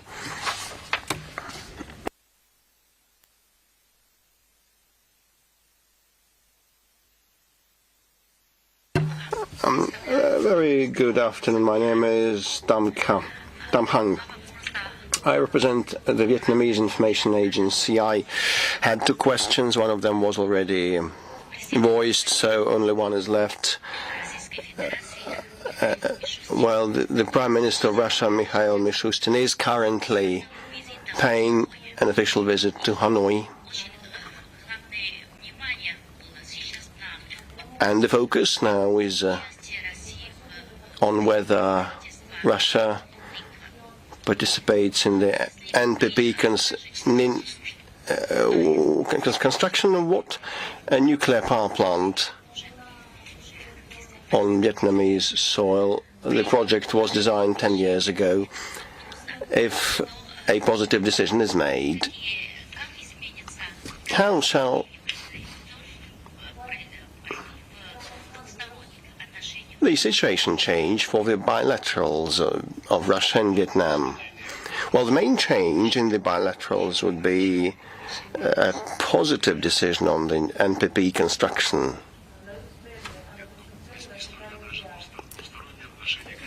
Well, you know, our bilaterals will be supplemented by other joint projects, and we have many of them with Vietnam. Let me single out the tropical center that is now being modernized.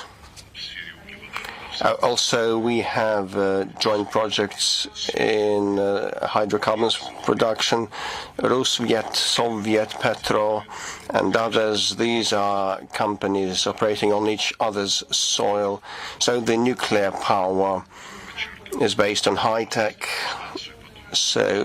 and state-of-the-art solutions. And as President Putin said repeatedly, we're not merely building a nuclear power plant. We establish a brand new industry for a nation, including personnel training and researchers training to work on that nuclear power plant. And some commercial aspects may also develop in Turkey. The nuclear power plant belongs to us entirely. It will just pay taxes and supply power In other cases, the ownership is on a parity basis with the host nation. So formats differ, but it is certain that we will have another high-tech project in our bilaterals. And today we spoke about Ukraine, and we also have heard that Vietnam is ready to host talks on Ukraine.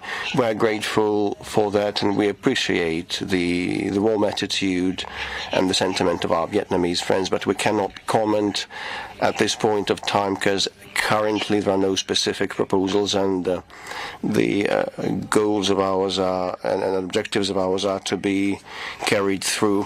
So the Japanese median sitting next. You do not look like a Japanese. We'll try. Good afternoon. Yuri Kiriyanko from Sanki Simbun newspaper. I have two questions. Number one, whether Russia-Japan relations could further deteriorate after the inauguration of Trump, given his desire to strengthen the alliance with Japan. Are you concerned about that? Does it worry you? And which of the areas of the Russia-Japan relations will suffer most? So the question about whether we can dive even deeper, well, I cannot respond because all the nosedive and the destruction of all the foundations of our relations, including a regular, respectful political dialogue, was initiated by the Japanese neighbors. Russia did not venture anything of that kind. When we became desperate to see the implementation of the obligations and promises given by the Western countries, including the non-expansion of NATO eastwards and non-engagement of Ukraine in NATO and prevention of the Nazism taking root in Ukraine that now exterminates all belonging to the Russian language and culture. And despite the Minsk set of measures, the Russian residents were bombed. And when we faced a wall of, I wouldn't say misunderstanding, but deafness, they just didn't want to listen to us, so we launched this special military operation to protect our security interests and the interests of the Russian speakers in Ukraine. Japan received a command to join sanctions and snapped the salute. So this is life. Sometimes we receive signals about like resuming talks on the peace treaty and like let our people go to the Kuril Islands on some of the cultural motives. Well, someone just brings a message without any signature, without truly yours, or with huge respect. So the Japanese were always famous for their delicate rituals, cuisine, and attitudes to life. Refinedness has unfortunately disappeared in the way they treat us. But there are some of the exceptions sometimes. Well, actually, we never let culture or sports or joint projects in education fall prey to politics. We never did so, and we appreciate that despite what has been happening, Japan receives Russian performers and artists touring each autumn and hold days of Russian culture. So not all the countries have the nerve to do so nowadays. So in case your employers apply such approaches and such qualities to manifest their self-dignity, that would be in the interests of the Japanese people. And my second question, if you allow me. The Cabinet of Ministers of Russia has compiled the list of unfriendly nations and territories, and the island of Taiwan is there. So I assume it was a de facto item, but actually, de jure, it means part of the Chinese territory put on that unfriendly nations list. Whether the Chinese side voiced any protests, and how can you comment on that? Well, currently, despite the fact that we have a representative office of the Moscow Taipei Chamber,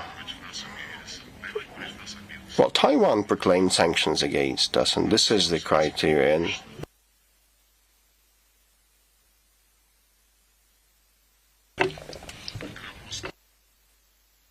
Well, it may sound a bit cumbersome, but actually we assume that the term unfriendly may be used to the governments that join the sanctions. There are no unfriendly peoples for us, so our Chinese friends are well aware of that. Italy answer. The Italian Prime Minister Meloni is trying to build a special relationship with Mr. Trump now. If Mr. Trump opens a new policy of dialogue with Russia, a new peace initiatives with Russia, do you think that what could be the role of Italy? Could be Italy, this Italian government, be among the first ones to follow this line, this new line of towards Russia? Thank you. Честно скажу, понятия не имею. Actually, I have no idea which the role of Italy might be, or which role Italy might play. We cannot prompt and tell sovereign governments what to do and how to act. And actually, also because those sovereign governments demand that we behave as they want us to behave. Well, in your question, you had the deeply ingrained thought that when Trump takes office, everybody will have to take sides, whether they side with Trump or against him. So when Trump finally arrives in office, Italy's role probably will be clearer. Colleagues from Azerbaijan. Good afternoon.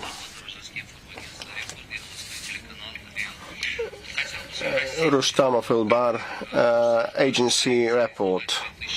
How can you characterize 2024 in the context of the Russia-Azerbaijan relations? And what can you tell us about plans and prospects for 2025? And my second question, and you have partly answered that, but still,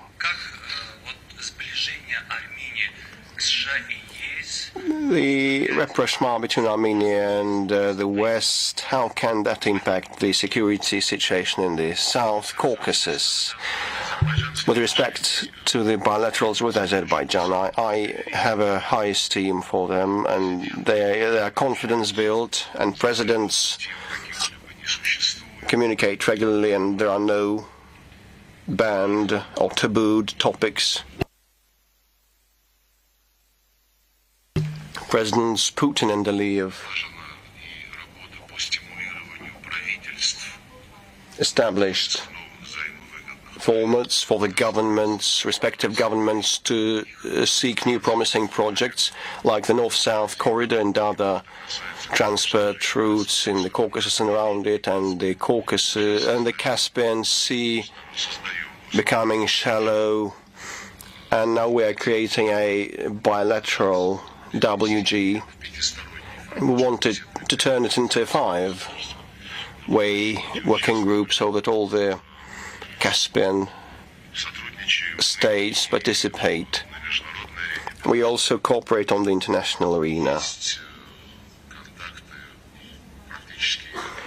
We have contacts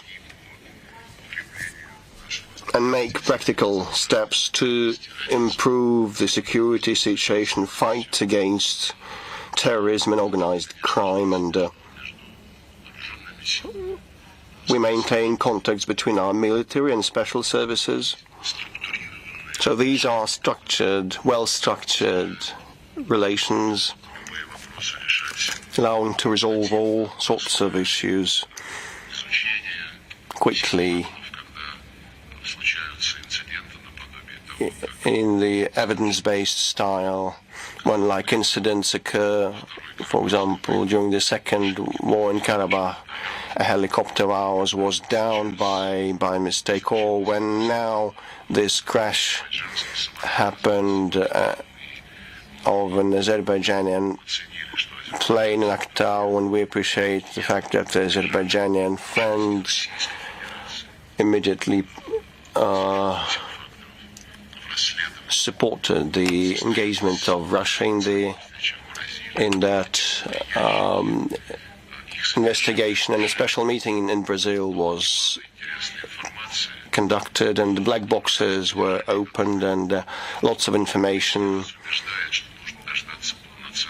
was extracted, and that information prompts us to wait for the outcomes of the investigation without indulging in hype and instigation, because many of the news are not confirmed by the black boxes information. We cooperate with my counterpart, Foreign Minister of Azerbaijan, and our ministries have a long-term consultations plan on foreign policy matters, starting with the UN agenda and OSCE, and up to the most relevant topics of climate, and in the wake of Baku hosting the 29th COP of the UNFCCC.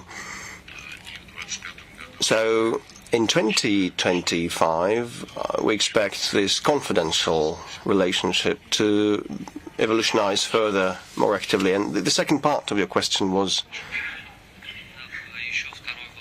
and I had a second question. Well, the rapprochement of Armenia with the EU and the US, how can that impact the security situation in the region? Well, you know, we will inevitably move and then end up in a situation that has been predicted by Russia and Turkey and Azerbaijan. Members of the regional players will be in charge of resolving all the problems, all the issues. A couple of minutes ago, when answering to the previous question, I mentioned that we have a shared continent with its own regions: Central Asia, Caucasus, South Caucasus, and so on and so forth, Siberia, South Asia, Far East.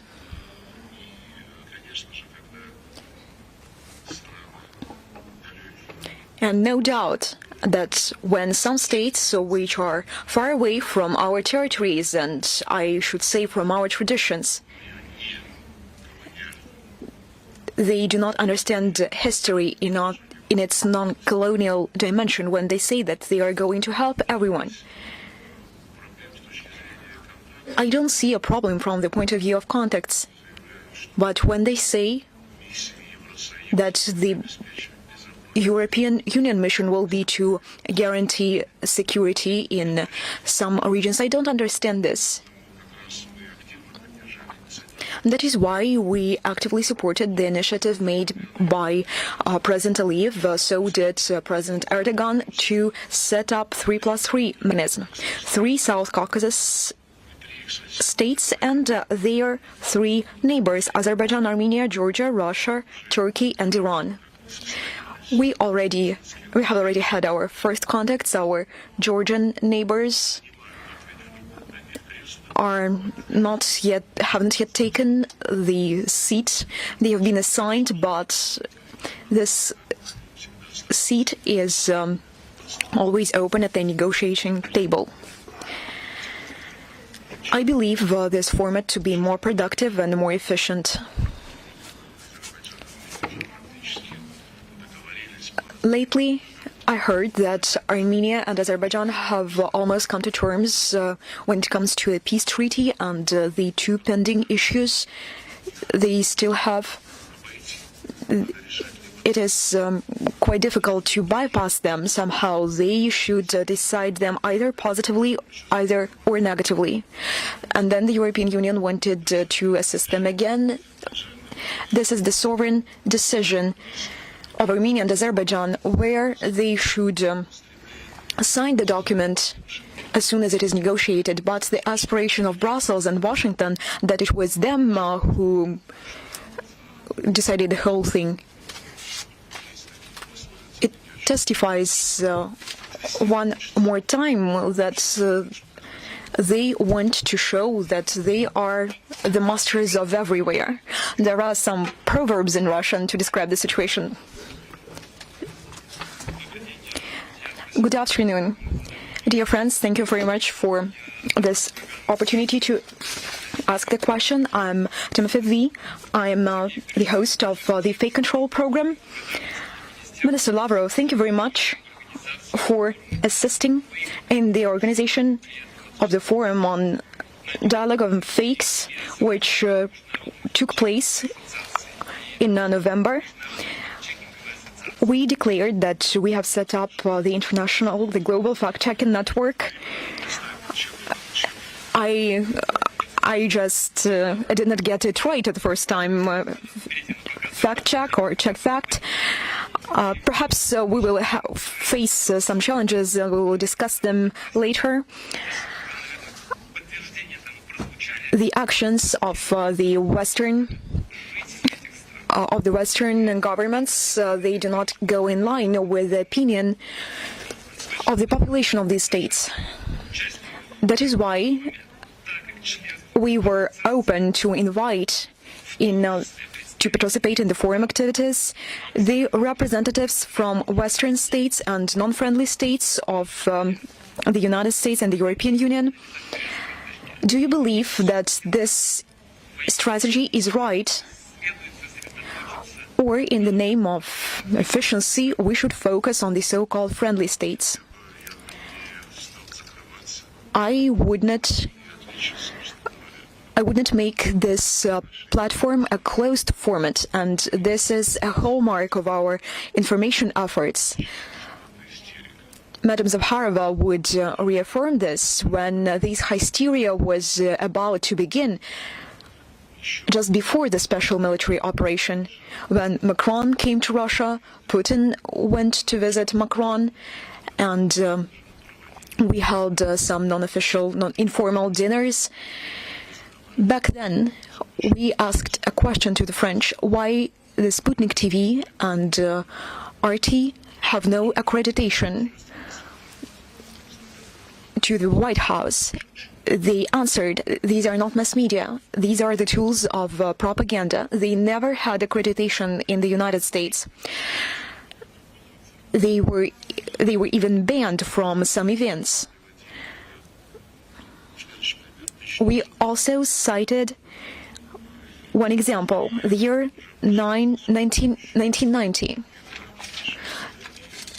The euphoria in our relations was sliding back, and in the fall of 1990, the OSCE conference, one document was adopted, among others, the document on access to information, which was pushed forward by France, by the European Union and some other Western states. This document said that all governments had to guarantee access to any kind of information for their population. Information generated inside the state and information coming from abroad. They wanted to support this perestroika period in Russia, which was eliminating all kinds of barriers, and now they are blocking all the channels. They are introducing some bans, as far as I understand, and we asked the French, why are you doing so? Here is the OSCE document, your own wordings. They are unwilling to listen to us. We also have some limits, but they are clearly regulated and indicated. The content which might be found sensible, which has to do with children, with our traditional values, but in the West, they block any information criticizing the actions of the government. It is not only criticizing the actions of the government, but it is the information based on facts. This fact-checking, I understand that these words of the English origin, it is difficult to replace them. But I believe that we should not be afraid of them. Let them come, let them see and listen. Here we have some foreign journalists, and someone can't come, isn't it? No, we are open for everyone. Their news agencies, they do not allow their journalists to come from Germany and from France. And why they are here? They are working here. Now, I see we have the representative of Komsomolskaya Pravda, and France doesn't give accreditation to the correspondence of Komsomolskaya Pravda. Many unpleasant things that we saw on the last page. Minister Lavrov, I have a question. The other day, we received a letter from a schoolgirl from Malta. She's 12 years old, but she loves Russia, and she asked me to ask you a question which she finds very important. At school, I sometimes face the biased attitude to Russia. I believe that other children living in Europe, they hear false statements, they hear falsehood about Russia. What should we do in such a situation? We have internet. The information we have is online. It is no longer on paper. Websites of our foreign ministry, the website of the Russian State Library, and many other organizations, many other libraries, they also have their own websites. No one can prohibit to use them. I would wonder if she had access to them. We can send her a computer as part of our program, the Christmas Tree of Wishes. Telesur, the floor is yours. I'm Oleg Yasinski, Venezuela, Nicaragua, and Cuba, Telesur.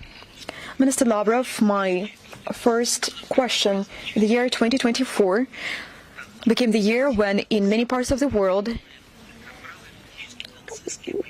we see that the far-right forces, the far-right powers are gaining ground. They deny any principles of peaceful coexistence, any integrity and self-determination. What does Russia think of these new political and social trends, and what can we do to change this situation? This was my first question. My second question, what are Russian priorities and key projects in Latin America in 2025? I would like to make some clarifications you mentioned some far-right forces which flatly deny the principle of equal rights, the principle of self-determination. You mean in Europe? Yes, in Western Europe, in Germany, in France, the far-right forces which have gained ground. Don't you mean the National Front and the Alternative for Germany?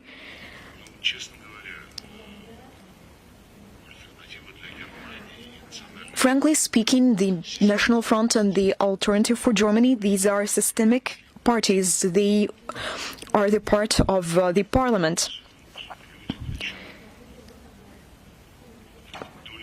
People vote for them, and the share of those who vote for them is increasing.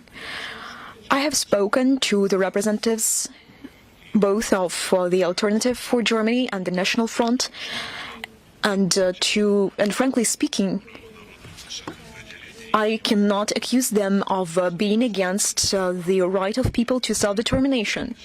I think it is just the opposite. The National Front in France, the Alternative for Germany, they want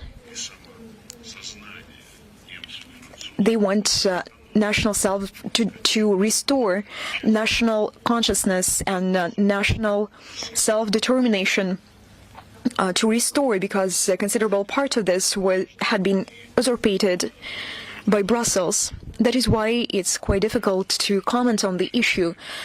To say that they are coming up with such disruptive programs, I wouldn't say so. If you cite some examples, it would be possible for me to comment on them. Members of the Alternative for Germany parties, they take part in political talk shows on the Russian TV, and they share the ideas which are first and foremost focused at the need to overcome problems in Russian-German relations. They discuss well-known facts which have been known for many decades and for many centuries. They testify to the aspiration of Anglo-Saxons to prevent Russia and Germany bring together their capacity. I believe that there are many rational and useful things in their ideas, so if you have some concrete examples, I will try to comment on them. With respect to Latin America, we consider Latin America as one of powerful poles of this emerging multipolar world order. We have multidimensional of relations with almost all Latin American states, with our friends from Brazil. Apart from bilateral formats, we also cooperate within BRICS. And we handed our chairship in BRICS over to Brazil. No doubt that this is a promising direction. With Brazil, we have a military, technical, economic agenda. In Argentina, our embassy is functioning quite actively. We are trying to establish a relationship with the new president, with his team, to understand what potential capabilities we have there. Our main allies, Venezuela, Cuba, Nicaragua. We are watching closely the developments in Bolivia in the run-up to the election campaign. We witness the facts which prove that the United States is trying to interfere, is trying to fracture the progressive forces, but there is nothing surprising about that. We actively support CELAC, especially when, after President Lula took office, the CELAC gained the second wind, and they are willing to develop alternative payment platforms which would reduce the dependence on the abuse of dollar position on a global market with Mercosur. We also have relations with them. Central American integration systems, ALBA, and many others.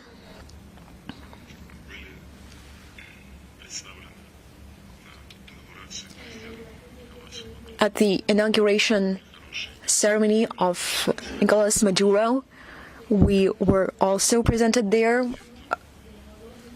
Volodin had good negotiations with Mr. President. I expect a very fruitful year. Two last questions. The lady over there, over to you. This is how one can have your attention.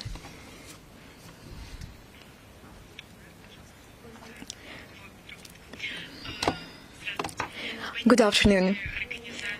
At the initiative of the organization, the movement of leaders, the movement of the first ones, the children, wanted to have an association of child organizations.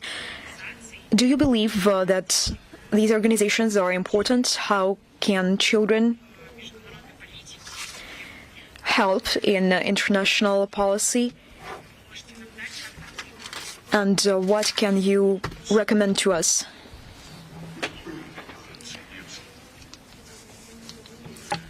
You know, we have a good number of child organizations that revive and adapt our previous formats, our previous experience. They adapt the organization of pioneers, for example, of Komsomol to new realities. It is always a pleasure to reminisce about the years I spent as a member of Komsomol. Perhaps this will be useful. I recall the practical activities we had. Some field trips, some concerts. Everything which builds the team spirit. Everything that has to do with the practical work. Now we have discussions about the discussions on important matters at schools. This is quite a good contribution, but there should be a pause for the youth, which also would be useful for them. I did not know about this initiative. If you send your plans, the information you have, so that we have a better understanding what you mean and what we could do, we will do.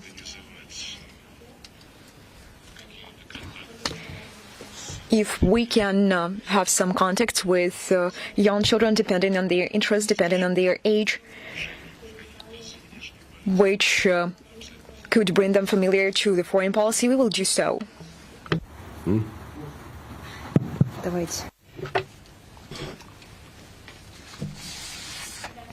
Thank you so much, Madam Zaharova. I will stand up. Please be seated.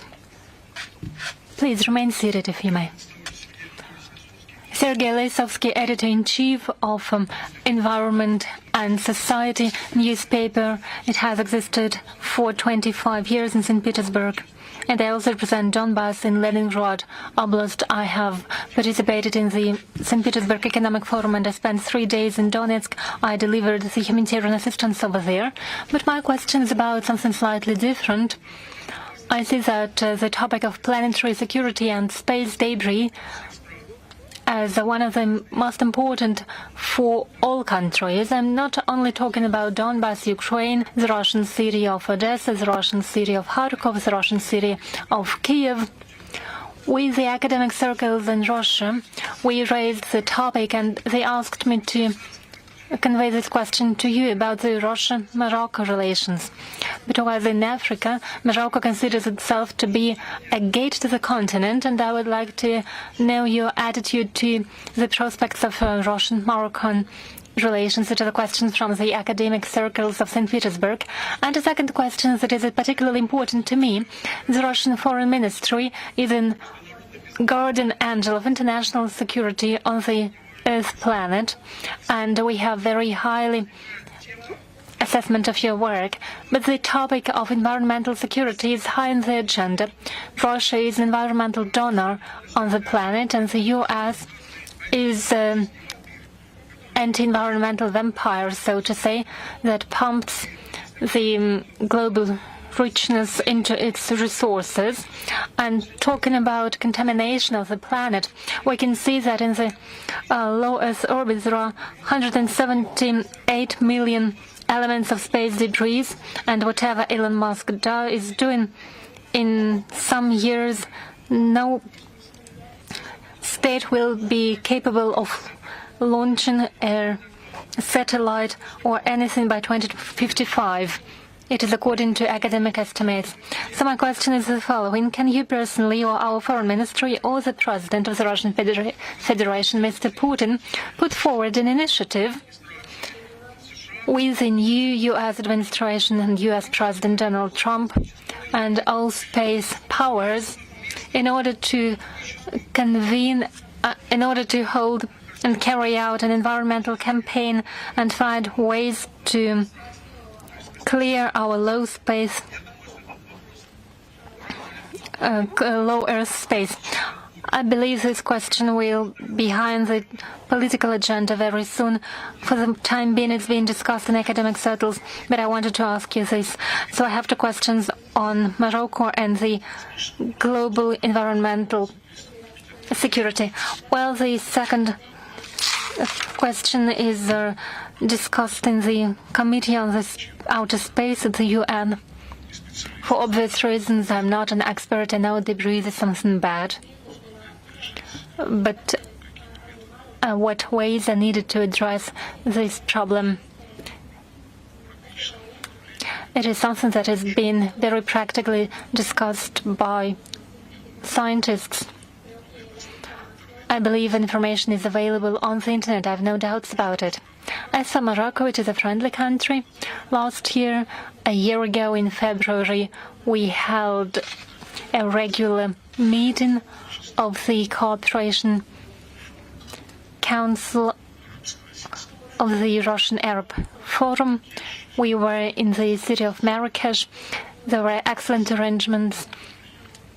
There was a reception by the head of the government, and we have very ambitious plans. We help Americans address the problems that are in the scope of the Ministry of Foreign Affairs. I'm talking primarily about the West Sahara problem. In this, we should be guided by resolutions of the UN Security Council, and we've spoken about the UN Security Council on many occasions today already. We've spoken equally today about the right of the peoples for self-determination. So 40 years ago, the Security Council stated that the issue of West Sahara should be decided based on the principle of self-determination, the will of the people, the citizens.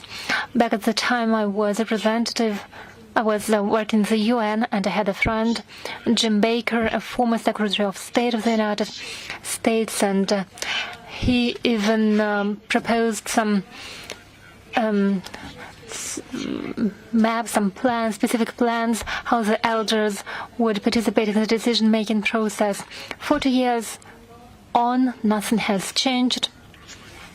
There's been no progress. It is a difficult issue for the peoples of Morocco. When Trump was first elected as U.S. president, they adopted a decree that West Sahara is Morocco. Now the Panama Canal and Greenland are on the agenda. While resolving such issues in a unilateral manner only means provoking a storm that will break out in some time. We have to look for generally accepted solutions. We know how important it is for Morocco, and we'll do our best in order to facilitate the resolution. But it's only possible to address the issue based on the bilateral consent rather than imposing something on one side. Channel 1. It is an abuse of your administrative resource. You have number 4 and you said 1. But we'll give the last question to Channel 1. I can only welcome it. Well, colleagues, I'll simply have something planned. Ivan Blagoy, Channel 1. I still have a German SIM card in my smartphone. The bans that existed in Germany with regards to the Russian resources still exist, so this hardware is linked to the phone number. But we are not only talking about the bans and blockings, but problems that Russian journalists have when they work in Western countries. What's wrong with them? With the representatives of Western authorities that such problems arise, and is there any link between these problems and the progress of the Russian army during the special military operation? And if you allow a second question about gas. The operator of Nord Stream 2 in Switzerland may go bankrupt in spring this year. Western media write that probably it will be bought by US investor. Can you comment on this strange situation in the context of the ostrich position of Scholz? Thank you. It's very fortunate that you received a word from Madam Zakharova, because the very first question was about journalists as well, and then I said that unlike Western officials, Western administrations, we never wanted and we don't want to limit the journalists in their work, and Maria would only confirm that I'm right. Long before the special military operation, when our journalists were persecuted, and some journalists were even accused of espionage. For a long time, for several years, we didn't respond to it. And when asked why we don't want to take responsive measures, we said we don't want to repeat bad manners. Back in 2017, the Farm Bill was for the first time applied against Russia today. Yes, and we started responding a year and a half or 2 years later, when we simply could no longer tolerate it. Well, you asked what's wrong with them. It's hard to say.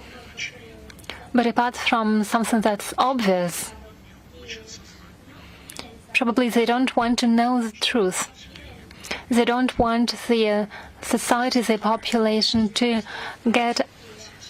break free from this information balloon when there is a narrative about the killed babies by the servants of the Russian army. In order not to destroy this myth, I have nothing to add. And what was your second question? Nord Stream. It was not in the Western media that I read about the bankruptcy that should happen after a short period of time. I didn't know it would be sold to the Americans. It was something that was said by President Vucic. It was his prediction on the eve of the new year. He said, you would see that I'm right. It will happen in the next year. Well, looting is something that has always been part of the methods that Western countries are used to apply. They live at the expense of others, starting from the colonial era. Looting, that's what it is. Distinguished colleagues, allow me to conclude our press conference at this. All those who sent our written questions during the registration process will receive answers in written. Thank you so much.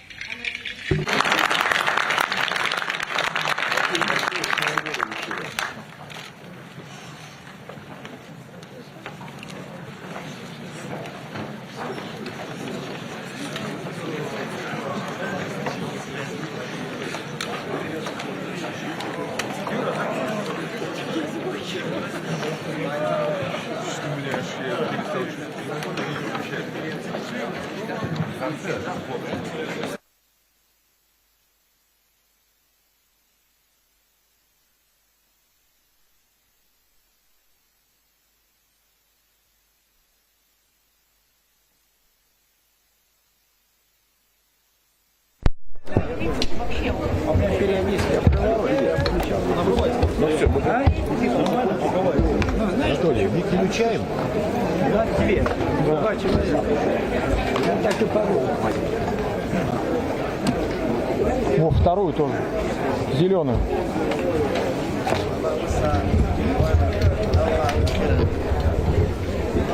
Ну что, да что?